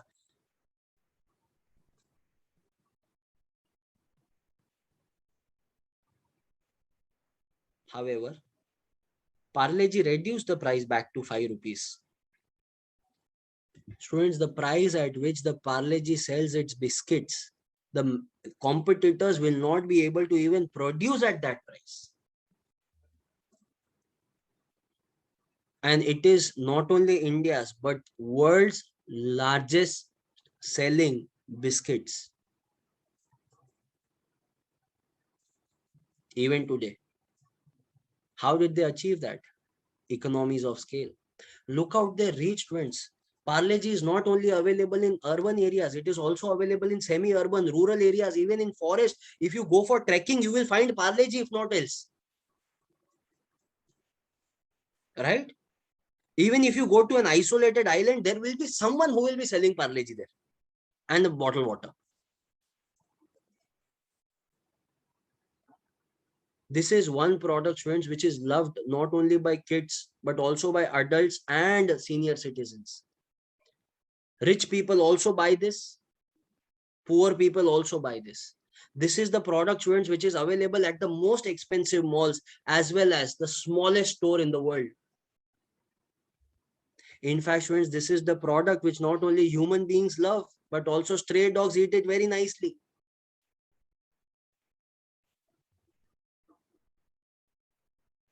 Moral of the story, they have attained this level because of economies of scale. Yes or no? Let me give you one more example. Now, there are so many other uh, part in our country, like other products in our country, like Sunfeast Dark Fantasy. Friends, Sunfeast Dark Fantasy, Hide and Seek, all these types of biscuits, we have not bought it on our own. We got it as gift, or our friend was having it. I will share my example, okay? Sunfeast Dark Fantasy. Once my friend was having it. So he offered me a biscuit. I said, nah, I don't like all this. He said, at least try once. It is very nice. I said, okay, let me. And once I had it, I said, this is very nice. I should also have this. Now, students, that pack would have been around 50 rupees, I think, 50 rupees box of Sunfeast Dark Fantasy, comprises of around 6 or 8 biscuits, I think. 30 rupees, okay. Now the 30 rupees or 50 rupees box, whatever it is, I never bought it at my own cost. I bought it because someone else showed me that biscuit. Do you agree to this? Is this economies of scale? Nah. This is network effects. Are you understanding? Demonstration effect. Okay. Now, last example, students here. See, many of your cameras are off, so I won't be able to interact live for this example. I want you to do one thing. Please put answer in the chat box. The answer will be only yes. So if you have that product, you have to write yes in the chat box. That's it. If you don't have it, that's fine. Leave it. Okay, so there are few products. If you have that product with you, if you are a user of that product, just put a yes in the chat box. Understood? Okay, let's begin. So I'm expecting all of you to participate. Okay, there are 145 participants right now so far in the class. I don't know why. 5 people have already left. We started with 150. Anyway, so 145 people. I want 145 responses. Okay, so all of you have to participate in this. Please give me a yes if you are using Oppo phones. Those who are Oppo users, write yes in the chat box. I don't write no, Baba. Don't write no. I have to count the numbers. 1, 2, 3, 4, 5, 6, 7, 8, 9. Pukal is the ninth one. Darsh, Sakshi, 10, 11, Renuka, 12. Okay. 12 of you are using Oppo. Vivo users, please write a yes. Vivo, those who are having Vivo. 1, 2, 3, 4, 5, 6, 7, 8, 9, 10, 11, 12, 13, 14. Arshita is 14th one. Himanshu has sent a yes now, 15. So 15 of you are using Vivo. Fantastic. Nokia. If you are using Nokia now as a phone, Nokia. 1. Only one? Okay, 2, 3. 3 of you are using Nokia. Fantastic, no problem. BlackBerry, anyone? BlackBerry? Chaitra, which brand is that? Okay. Okay, I'll come on to that. BlackBerry? 0. BlackBerry is 0. My goodness. Okay, no worries. Realme? Realme?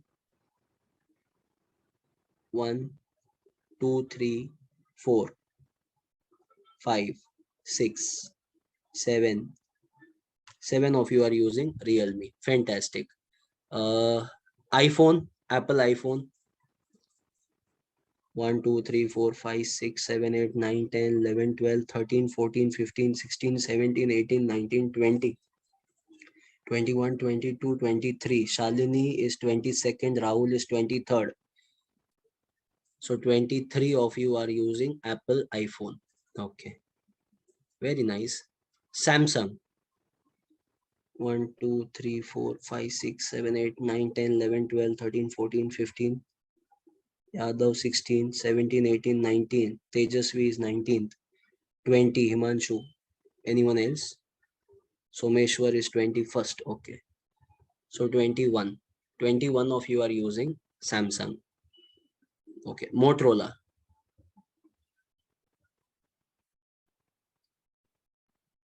1. Only 1. Okay. 2. Tejasvi is second one. Okay. Last one. The MI brand. Redmi, Xiaomi, Poco or MI. 1, 2, 3, 4, 5, 6, 7, 8, 9, 10, 11, 12, 13, 14, 15, 16, 17, 18, 19, 20, 21, 22, 20, 24, 25, 26, 27, 28, 29, 30, 31, 32, 33, 34, 35, 36, 37, 38, 39, 40, 41, 42, 43, 44, 45, 46. Pooja is 46th. Janani 47th. Akshita 48th. 49th is Khushi. 49th is Khushi. We are just one mobile phone away. Himanshu is the 50th one. So half century. Okay, last one. Okay, 1 plus 1 plus 1 plus 1, 2, 3, 4, 5, 6, 7, 8, 9, 10, 11. 12th one is Nikhil. 13th one is Darshini. Okay, Rakshita 14th. Okay, so we are having 14. What I have done right now is a very risky example actually, right? By taking this in front of you, my example could go haywire. I could have lost my entire theory to this example, but I still take this risk. If you observe, the highest number of users in the class are MI Xiaomi. Yes or no? That is economies of scale. And second one was Apple, iPhone, network effects. Are you understanding? See, this is the example which I take in all the batches nationwide. And you would be surprised to know I get the same example, same answer. Maximum is MI. Second one is always a fight between Samsung and Apple. But as far as valuation is concerned, let me tell you one thing. Apple will even surpass MI in this example.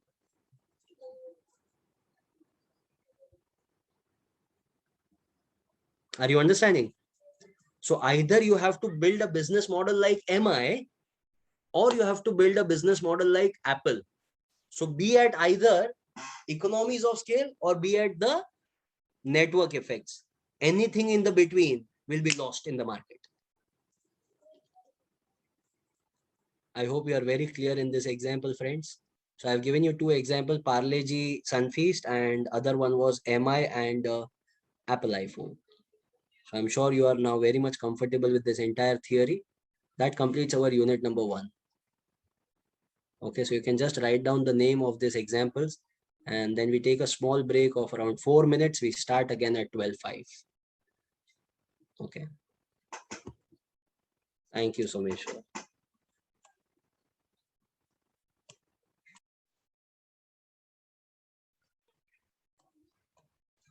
Unit number 2. It is instruments of trade policy. Now, let me open a slide for you, friends.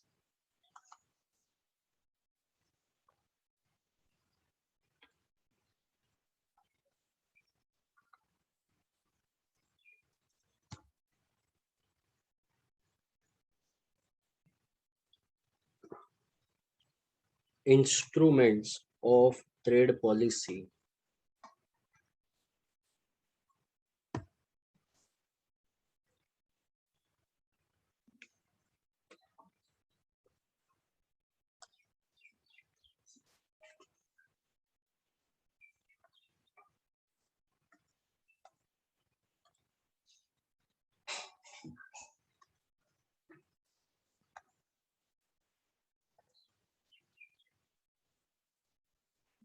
Now is it visible? Okay. Yes, Jay, correct. So unit number 2, friends, instruments of trade policy. Let's have a look at the overview first of all. When we talk about instruments, there are going to be 2 types of instruments that we are going to study. First one is related to imports, the other one is related to exports, right? Now, when we talk about import related measures, so these are nothing but restrictions or support in case of imports of our country, and export related measures is of course related to exports. Now, why are these measures even required? Why are these instruments even existing in the economy? That we need to understand. Okay, just excuse me.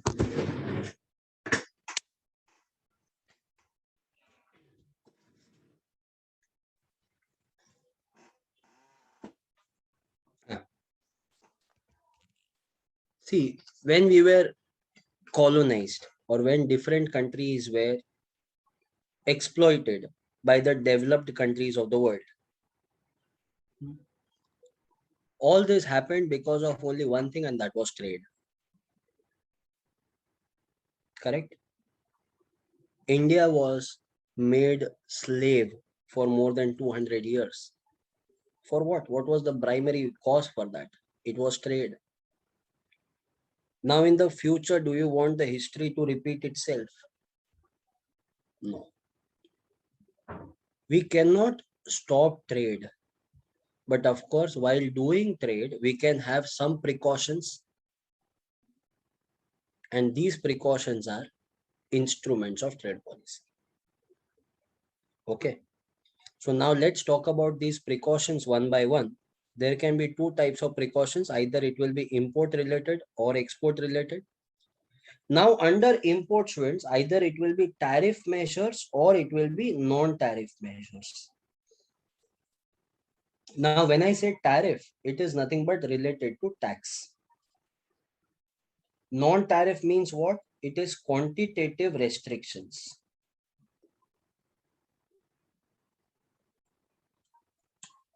Non-tariff is quantitative restrictions. Okay. Under non-tariff measures, we will be having two parts: technical measures and non-technical measures. This is a mistake here, students. Actually, it should not be below tariff measures. It should be below non-tariff measures. So technical measures and non-technical measures. So in tax, we are going to understand around 17 types of tariff. In technical measures, there are going to be two. In non-technical measures, there are going to be 13. In export related measures, there is no sub-classification, but there are 4 measures that we are going to understand. So I'm psychologically preparing you to, what is going to come ahead. There are these different things, friends, that we are going to understand now. All right. So please copy this down and then we go ahead.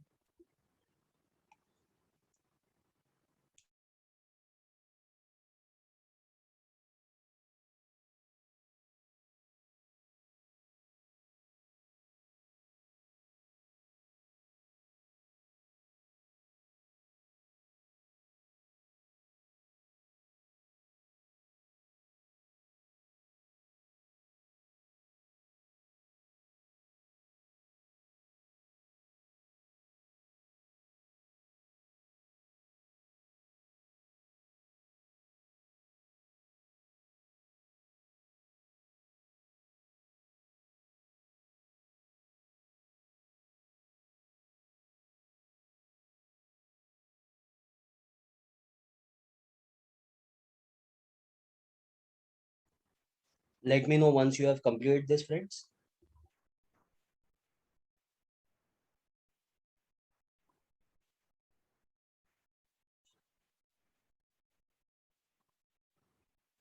Okay, Someshwar.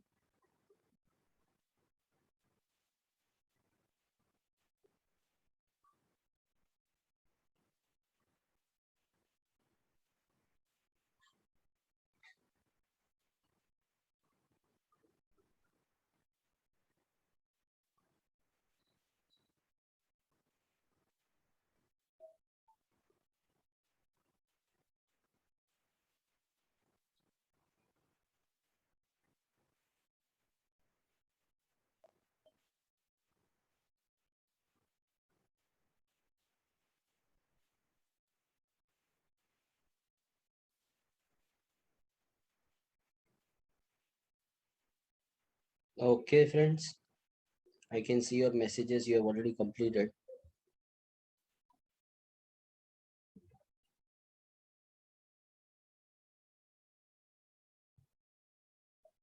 Let's go ahead.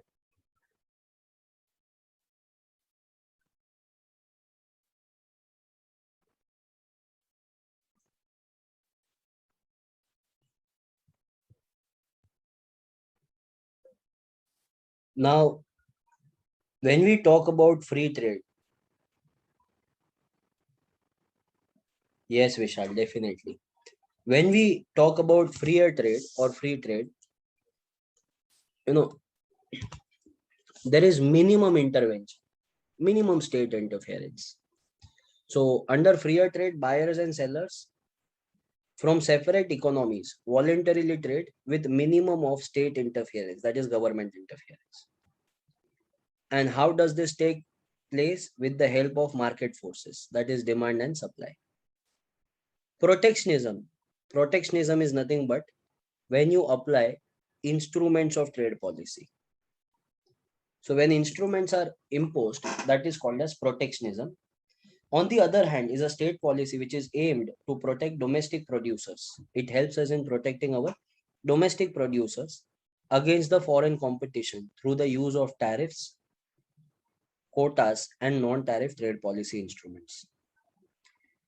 Historically, protectionist measures, governments of different countries have applied many different types of policy instruments, not necessarily based on their economic merit, but for restricting the free flow of goods and services across the national boundaries. So this is not a new concept, friends. And one more thing which I would like to tell you, please don't consider that, this is only from India's perspective. Are you going to be in India forever? No. I mean, as a resident, you are going to be there, but you will travel abroad, right? To understand the other economies also. Now, if I start selling anything to United States, I will have to travel there, right? If I start selling anything in Europe, I will have to travel to Europe, right? To understand the market, I will have to travel. Yeah, later on, we can do that virtual traveling. That's a different story. So there might be some restrictions which will be imposed by United States. Some restrictions would be there adopted by European countries also. So we need to understand all of them. So here it is not country specific, my friends. Here it is all the types of instruments which exist on planet Earth. We are going to talk about all of them. Understood? Huh? So very easy. While some measures of the government interventions are very simple, widespread, and relatively transparent, others are very complex, less apparent, and frequently involve many types of trade distortions. Some are very easy to understand, some are at the same time very difficult. So, all these things we have to handle. That's the basic introduction part, friends. Now, what is tariff? First of all, tariff is nothing but the taxes. We can also call it as custom duty. In India, it is popularly known as custom duty, right? So, import and export taxes, which we use, are basically nothing but taxes or duties imposed on goods and services which are imported or exported. It is defined as a financial charge. Please underline this, or sorry, not underline, but write this. Tariff are the financial charge. Tariffs are the financial charge in the form of tax imposed when the goods are going from one custom territory to another.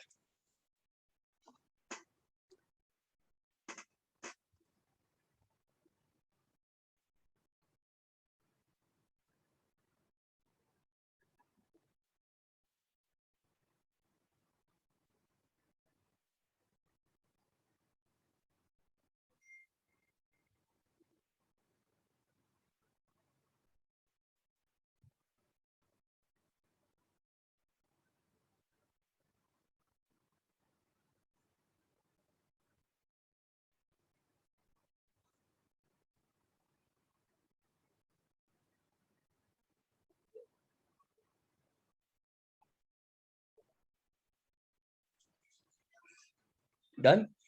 No, no, no, no, no, not the whole paragraph, my friend. Just write down tariff is financial charge in the form of taxes imposed when the goods are going from one custom territory to another. That is it.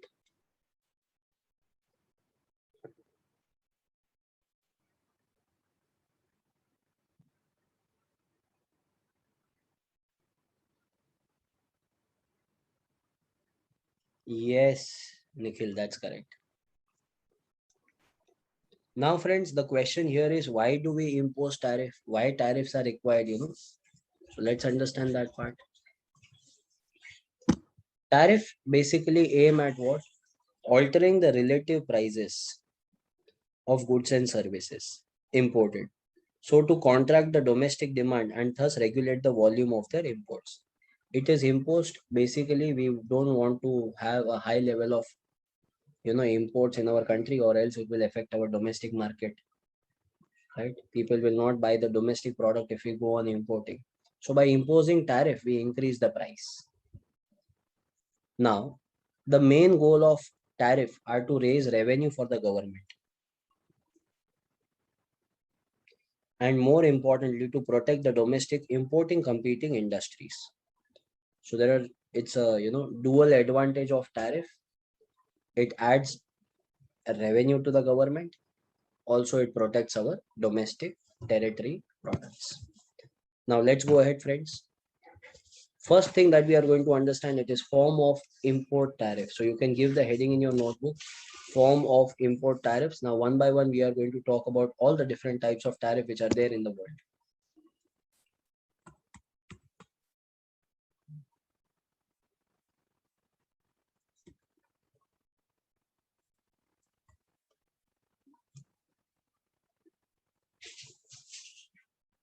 Please give the first heading, specific tariff.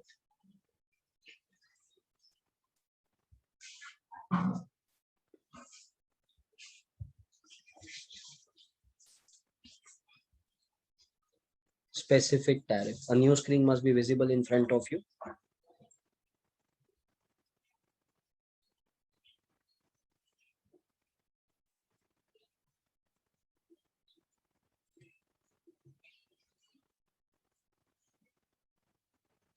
Import price, tariff, final price. See this very carefully, friends.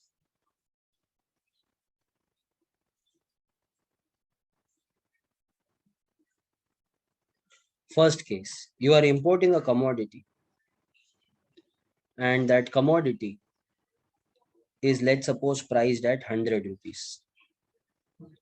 So you go and ask the government, how much tariff I should be paying on this? Government says, pay 10 rupees. What is the final price landed here? 110. Simple. The import price becomes 200. Again, you go and ask the government, how much tariff I should be paying? Government says 10 rupees. Huh? So don't you think it should be 20? No, government says 10 rupees. Next time you import price is 10 rupees. You ask government, how much tariff am I supposed to pay? Government says 10 rupees again. Sir, what is this happening? Here, the amount of tariff is constant at 10 rupees. Government is not bothered about the price. Whatever is the price, government will be imposing the same amount of tariff. Amount of tariff, not percentage of tariff. Understanding? Amount is fixed. Regardless of your import price, when you have to pay the same amount of tariff, it is called as, come on, specific tariff. Understood the meaning of specific tariff? Very easy, isn't it? Now, when we are talking about specific tariff, friends, see this.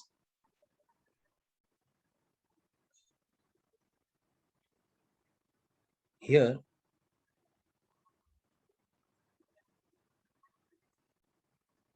amount of tariff is constant.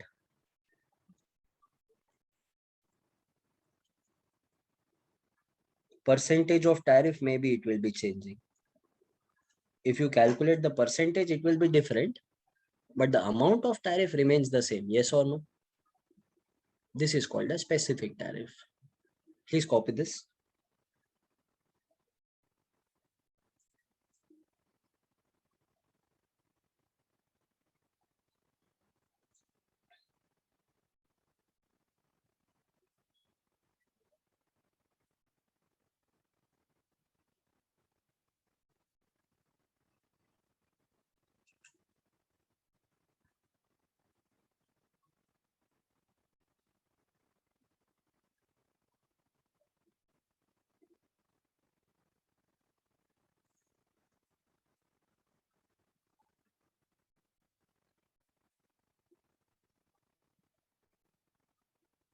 Done? Can we switch on to the next part? Students, this was our first type of tariff, specific tariff. Please write down second one. It is called as ad valorem tariff.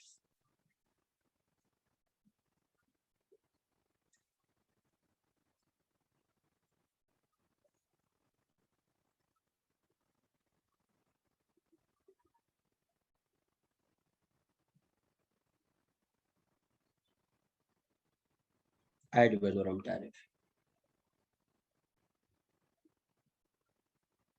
Now, what do you mean by ad valorem tariff? See, I'll help you with one example. Yes, Jay. First one is import price, then it is tariff, and lastly it will be the final price. Yes, Mukilan, you are absolutely right. So here the tariff is going to be based on the value of the product. Okay. So let's suppose government says I'm going to charge 10% tariff. Simple. Government is charging how much? 10% tariff on the value of the imported goods. So let's suppose you are importing a good at 100 rupees. Tariff will be 10%. Final price will be 110. Now, if let's suppose the import price is 200. Now you would say, sir, now the tariff will be 10 rupees only, no? Well, absolutely not. Now it will be 20 rupees because it is 10% tariff. Later on, students, final price becomes 220. Similarly, if let's suppose the import price is 10, the import price is 10, what will happen? Here the tariff will be only 1 rupee. Fantastic, guys. You're absolutely right. The final price will be 11. So what is the thing that is happening here? See this. Percentage of tariff is fixed. Are you getting this? Percentage of tariff is fixed. The amount will of course change because of the percentage.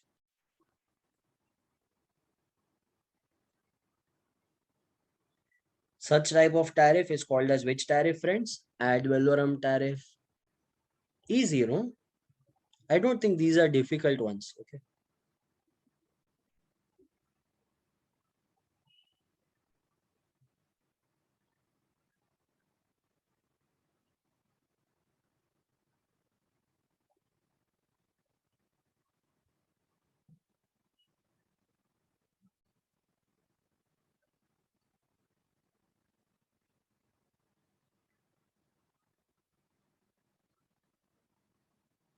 Next.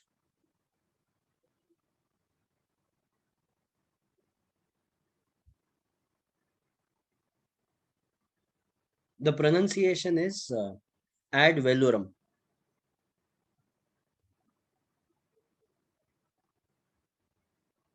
Shall we go on to the third part? Okay.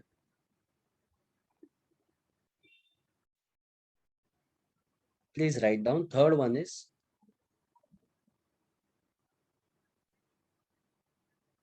mixed tariff.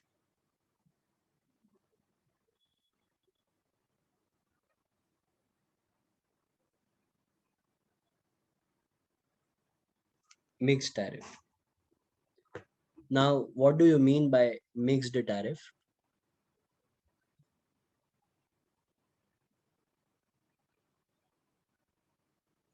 Government will impose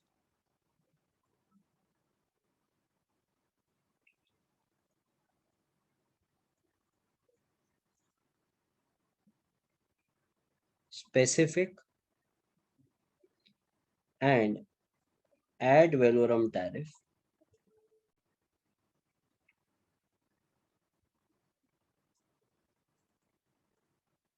we need to pay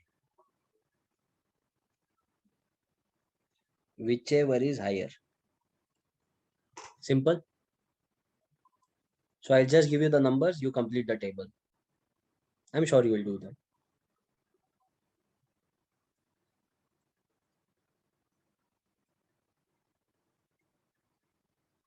Import price, tariff, final price. 100, 200 and 10. Please complete this and let me know what will be the tariff in all the three cases.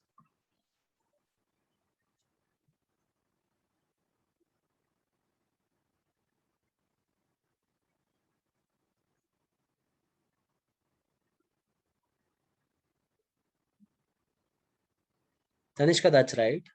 Ovia correct. Someshwar correct. Yash correct. Danish correct. Sai correct. Charan right. Blessy, you are right. Himanshu, you are right. Vansh, Shabri, all of you are right. Fantastic, guys. You are absolutely right in this. Yes, Mukilan. Yes, Akshita, correct. Vansh. Yes, Mahesh, Jay, Janvi. So here the tariff amount will be 10. Here it will be 20 and here it will be 10. So here the tariff amount that was 10% or 10 rupees, whichever is higher. Correct? So the final price is 110, 220 and 20. Okay, now in India, it is ad valorem tariff that we impose. Okay, there are few other tariffs also which India adopts. I will tell you about that. In some parts, we adopt some of the other tariffs. So don't bother about what we are using. But custom duty is the ad valorem tariff which we use the maximum. Right. Yes, Jay, that's true. Next one. Shall I change the page?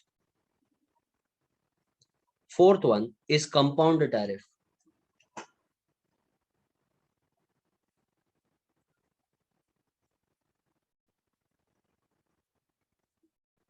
Please write down under this. Government will impose.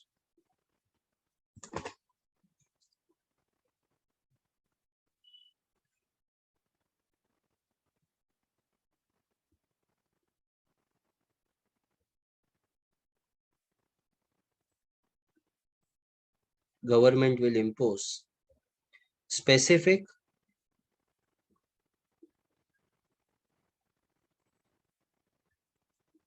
as well as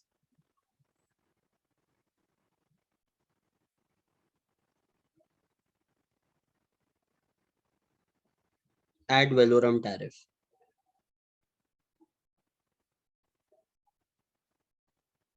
The most important word here is as well as.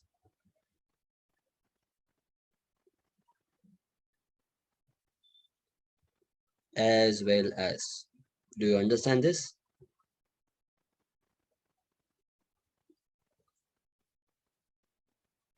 Now, can you tell me if this is import price, tariff, and final price? Do it on your own, okay? 100, 200, and 10. Don't expect answer from me. I am waiting for your answer.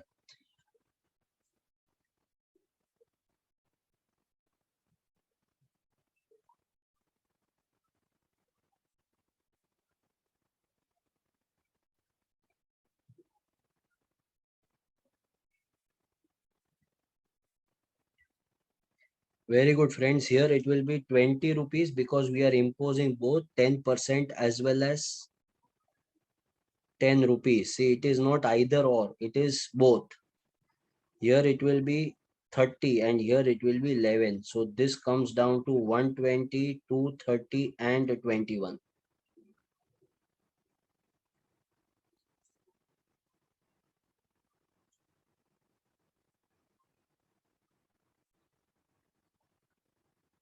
Friends, any doubts, queries, please let me know. Or if you have understood, let me know that as well.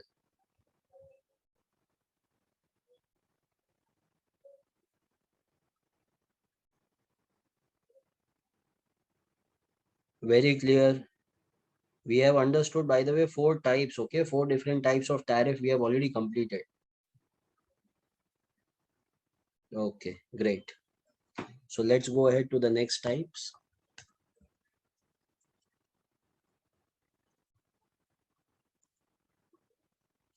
Sharing a new screen with you. Okay. So first example of specific tariff, as you can see in the US, it is there. US imposes 0.51 dollars of specific tariff on every imported watches. Okay. This is just for your reference. If you remember, great. If you don't, that is also fine. Ad valorem tariff.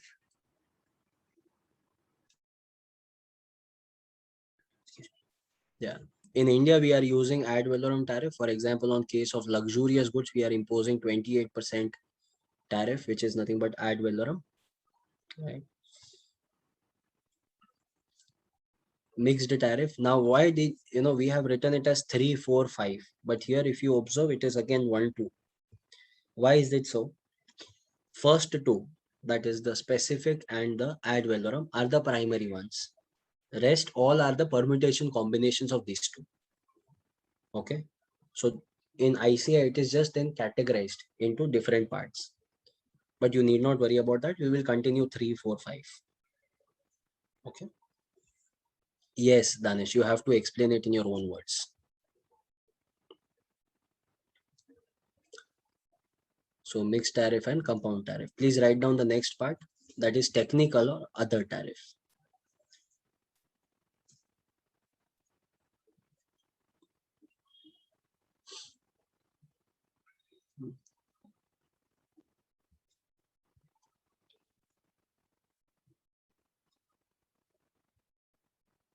Technical tariff or other tariff. Now, before explaining this, I would like to give you one example. Just have a look at the example, and if you then understand, then no problem at all. Whenever you import any kind of mobile phone in India, see, if I ask you, okay, uh, let me help you with this. Anyone in the class who has purchased mobile phone in the last maybe 3 months? If yes, then please write down the name of that phone and the price that you have paid.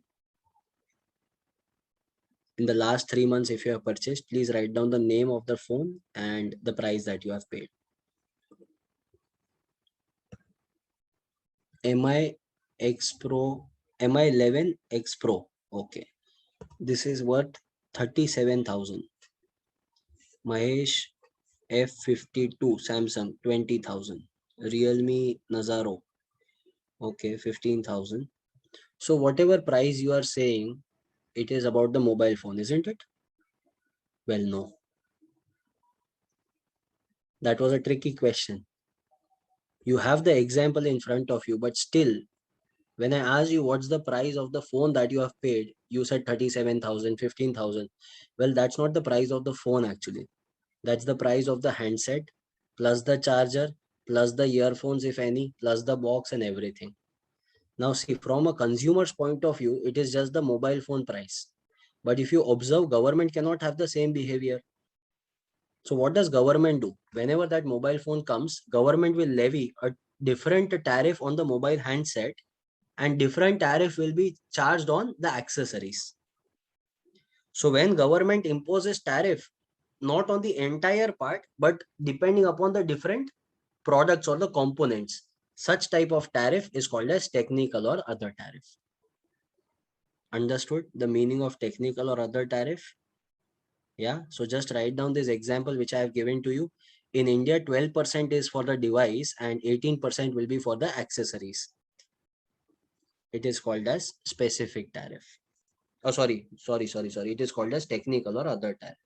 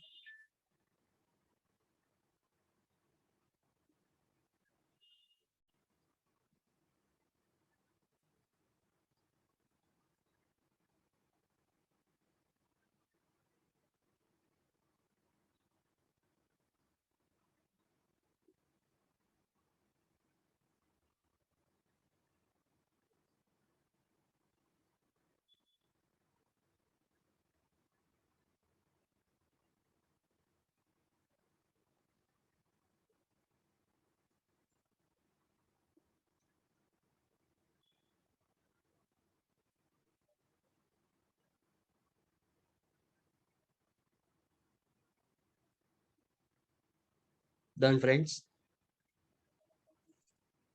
Understood the example as well?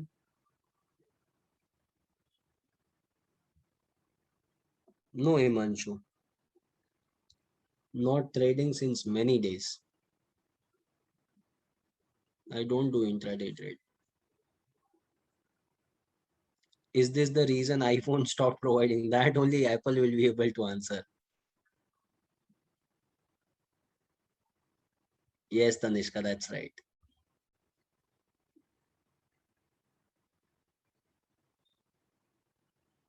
Any other queries? No? Okay, let's go ahead. Yes, Fatima, correct. Please write down point number 4. Tariff rate quota.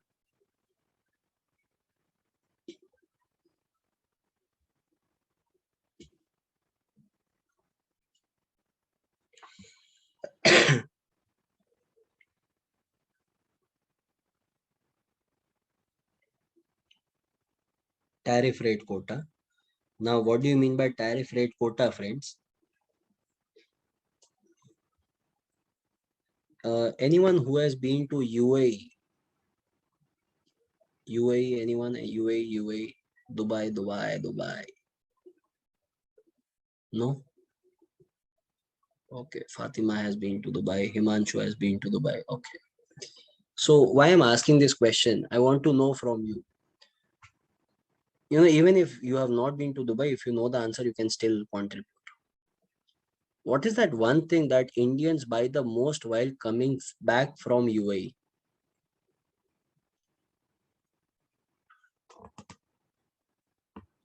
Dates. The correct answer here is gold. iPhone, yes, in some cases, iPhone is also there, right? Hookah pot, oh my god. I bought it recently. Okay, great site. Uh, Cars. Himanshu, they bring cars from Dubai to India. Himanshu, I am asking again, they bring cars while coming back.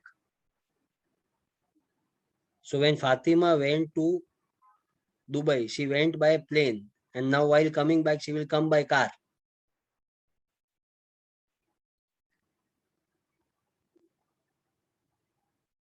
Okay, all right. So the correct answer here is gold. Why would people do so? Because the gold prices in India and gold prices are UAE are different. There it is 10% cheaper. So should there be any restriction? Yes, Himanshu, I agree. Oh, fantastic, Sai. Sai is absolutely right. You cannot bring unlimited gold, okay? For males, the limit is 20 grams of gold maximum you can bring into India while coming back. And for females, it is 40 grams. Now, please don't ask me all these questions. Why this disparity so, sir? Why this inequality? Why females are always given more preference, right? Because simple, females, according to government, wear more gold ornaments as compared to males.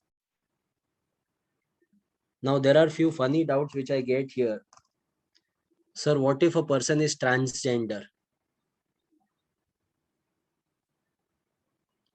So government has not thought about that. However, till 40 grams government will exempt even to transgenders. Okay. Say anything, Janvi. It can be gold in ornaments format, or if you are bringing, normal gold, same thing. How would they come to know?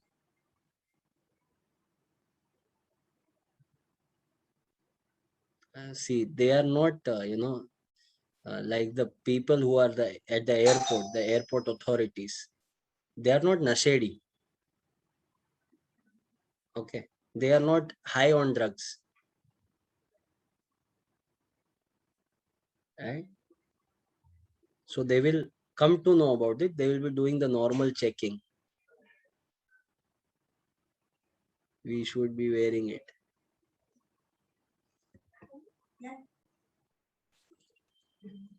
Huh? Just hold on, guys. Sorry, 1 minute.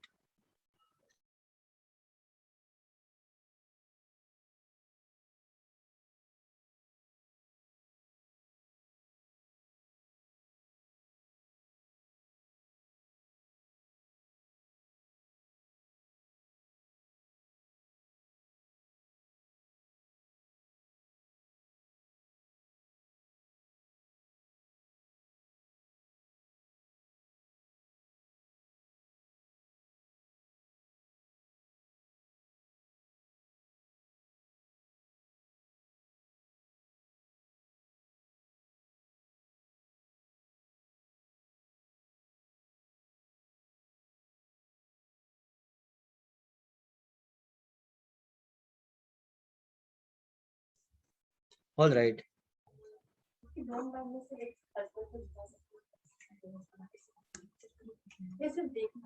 अभी हाँ दिखा दीजिए, लेकिन ma'am lecture के time पे please. हाँ देख लेंगे, बाहर से देख लेंगे, चलिए। चलिए। All right, students. So we were talking about gold, which we are importing from UAE.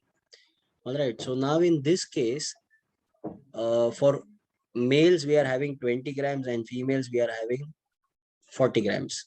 Now one funny doubt which I get, I'm sure Himanshu will also have this in his head. Sir, what if I have a pet? I bring only 20 grams, but I wear, my pet likes to wear 5 kgs of gold. Okay, so I have a dog who is coming. So in that case, what will be the case?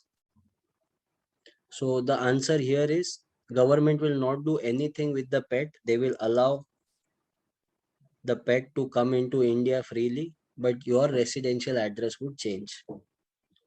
So wherever you are staying right now, it will be shifted from that to Tihar jail with special treatment. Every day, police will be giving free massage with stick. Okay. Because of social distancing, they can do it with hand also, but because of Corona situation, they are doing with stick. And free food, yes, of course. So this facility is given. So don't try to do that, friends. And thankfully, we are having this. So up to 40 grams, it is free of cost. Up to 40 grams, it is free of cost. Above 40 grams, whenever you import, there will be tariff which will be imposed. Understood this part? Yeah. So just have a look at it. And thank God we have this kind of tariff, or what will be the situation. This is the before after. So the first picture is before visiting UAE. Second picture is after coming back from UAE, if we don't have limit. And imagine if Bappi Lahiri has to do this, then there will be fully gold studded man who will be coming back. So when you are going outside India, person will go like a beggar, but while coming back, the person would come like Sakshat Lakshmi Mata. That is tariff rate quota. I hope you are very clear in this. Please write down this example, students, so that you remember it.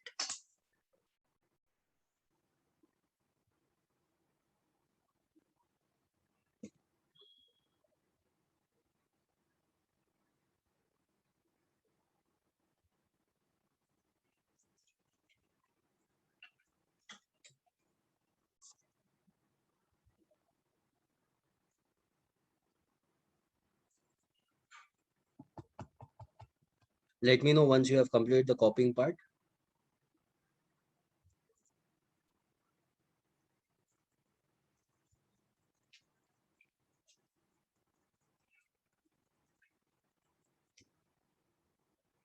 Yes, Someshwar, it is applicable on the electronic gadgets as well.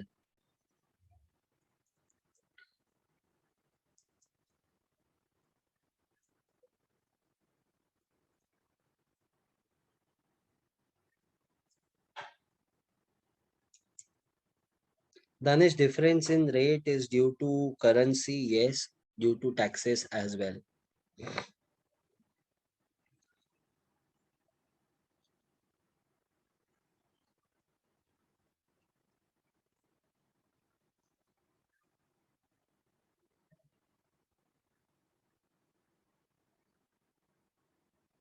Tejasvi, it is applicable individually, like if four members from family are going, so collectively, that's the amount of gold, whatever is the total, is restricted. Are there really no taxes in Dubai? There are, Someshwar, but in limit. Like India charges a high level of taxes, Dubai charges a low level of tax. Okay, Pukul. Let's go ahead, friends. Next one is called as variable tariff. Yes, Himanshu. Variable tariff. Now, what do you mean by variable tariff? See, when you are importing a commodity which is available at a cheaper price as compared to the domestic price. Okay. If you are importing a commodity which is available at a cheaper price as compared to the domestic price, what will happen then?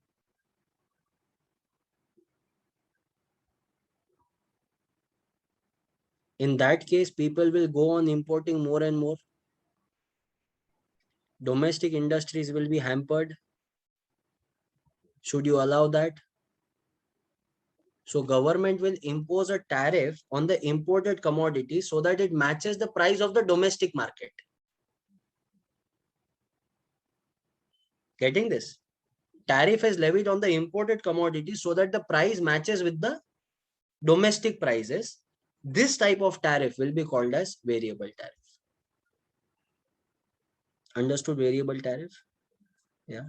So in variable tariff, please write down.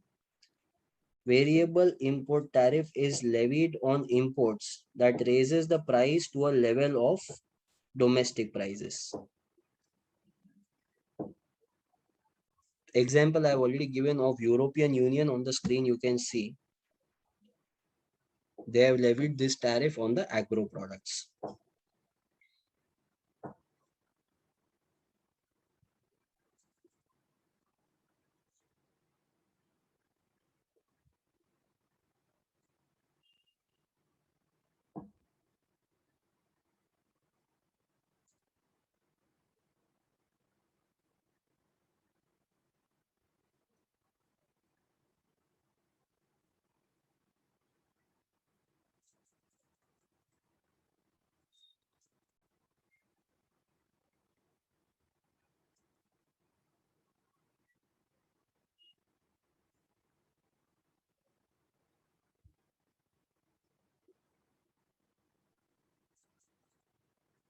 Done, friends?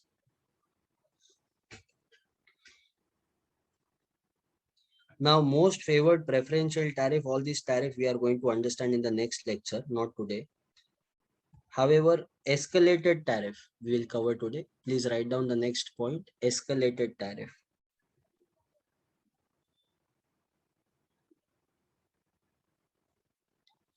Now, what is escalated tariff? These are the two products in front of you. One is the raw materials, the other one is finished goods. The question I have for you, friends, do you think we should be charging the same level of tariff on both the commodities, on finished goods as well as raw materials? You are saying no. So on which product, according to you, should be high level of tariff? Finished goods, right? Yes, Mahesh, correct. Yeah. So on finished goods, we will be charging a high level of tariff, and on raw materials will be lower level of tariff. This type of tariff is called as escalated tariff. Understood the meaning of escalated tariff? Please write down. Escalated tariff, higher tariff on finished goods and lower tariff on raw materials.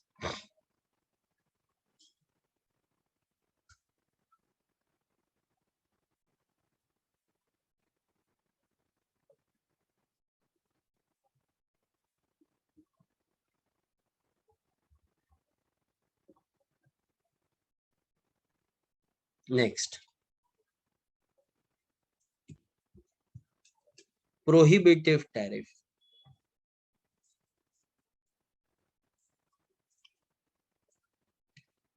I'll tell you, Someshwar. Prohibitive tariff. Now, in case of prohibitive tariff, friends, let's suppose you don't want a particular commodity to enter into Indian market. What will you do? You will impose a very high level of tariff. See, banning is an option, but we are talking about tariffs right now. So by using tariff, you want to reduce the tariff. You want to reduce the import. So when will you be able to reduce the level of imports? When you charge extremely high level of tariff. So whenever government charges an extremely high level of tariff, such tariff will be called as prohibitive tariff. Understood? Right? So you can write down a prohibitive tariff is set so high that no imports can enter. This one is important part.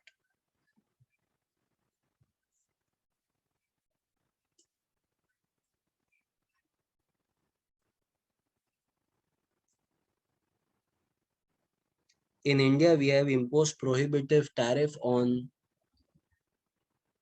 Harley Davidson bikes. 100% tariff we are charging. Okay.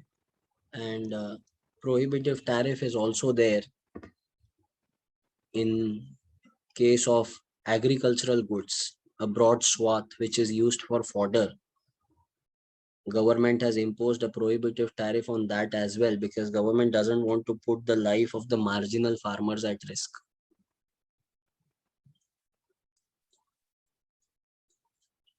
Once, because Harley Davidson bikes entering into Indian markets will reduce the sales of other bikes in our country. That's why, in order to protect the domestic goods,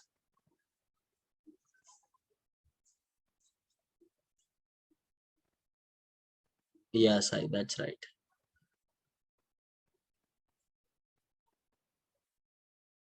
Next one is import subsidy. The last point for the day, import subsidy. Now, what is import subsidy? Government doesn't charge tariff. Instead, government will pay you money for importing more. So when government does that, it is called as import subsidies. Has government done it, students? Yes. At the time of Green Revolution that happened in our country, government financed HYV seeds, high yielding variety seeds. Government gave subsidies. Very good, Shri. That's a very good observation. This is exactly opposite of prohibitive tariff. Prohibitive tariff was excessively high tariff. Here it is, government is not only charging tariff, but it is negative tariff. Government is giving you money.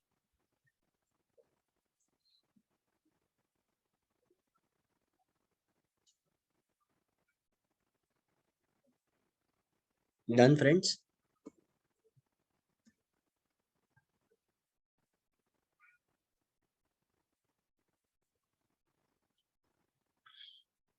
Yes, Someshwar.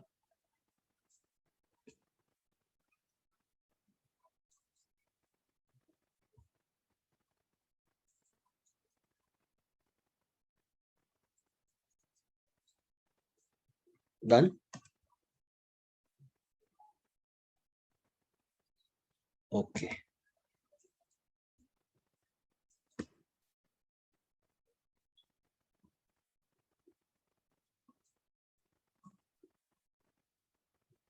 Yes, Someshwar, right. So I think this is where we stop today and we continue the remaining part in the next lecture, that is on Friday.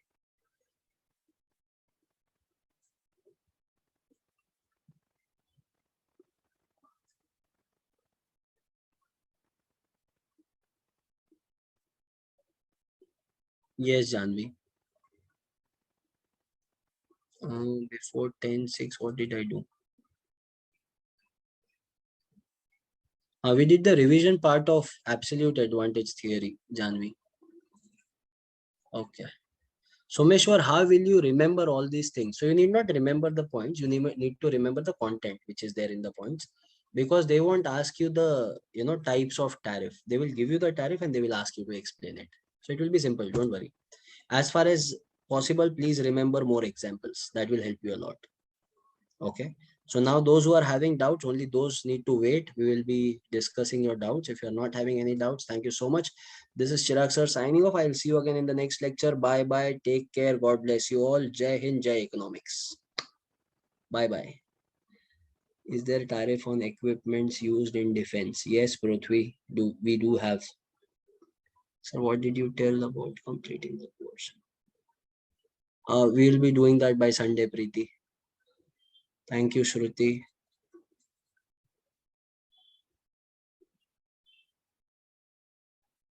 Yes, Kushal. Whatever they bring into Indian territory, they will have to pay tariff on that.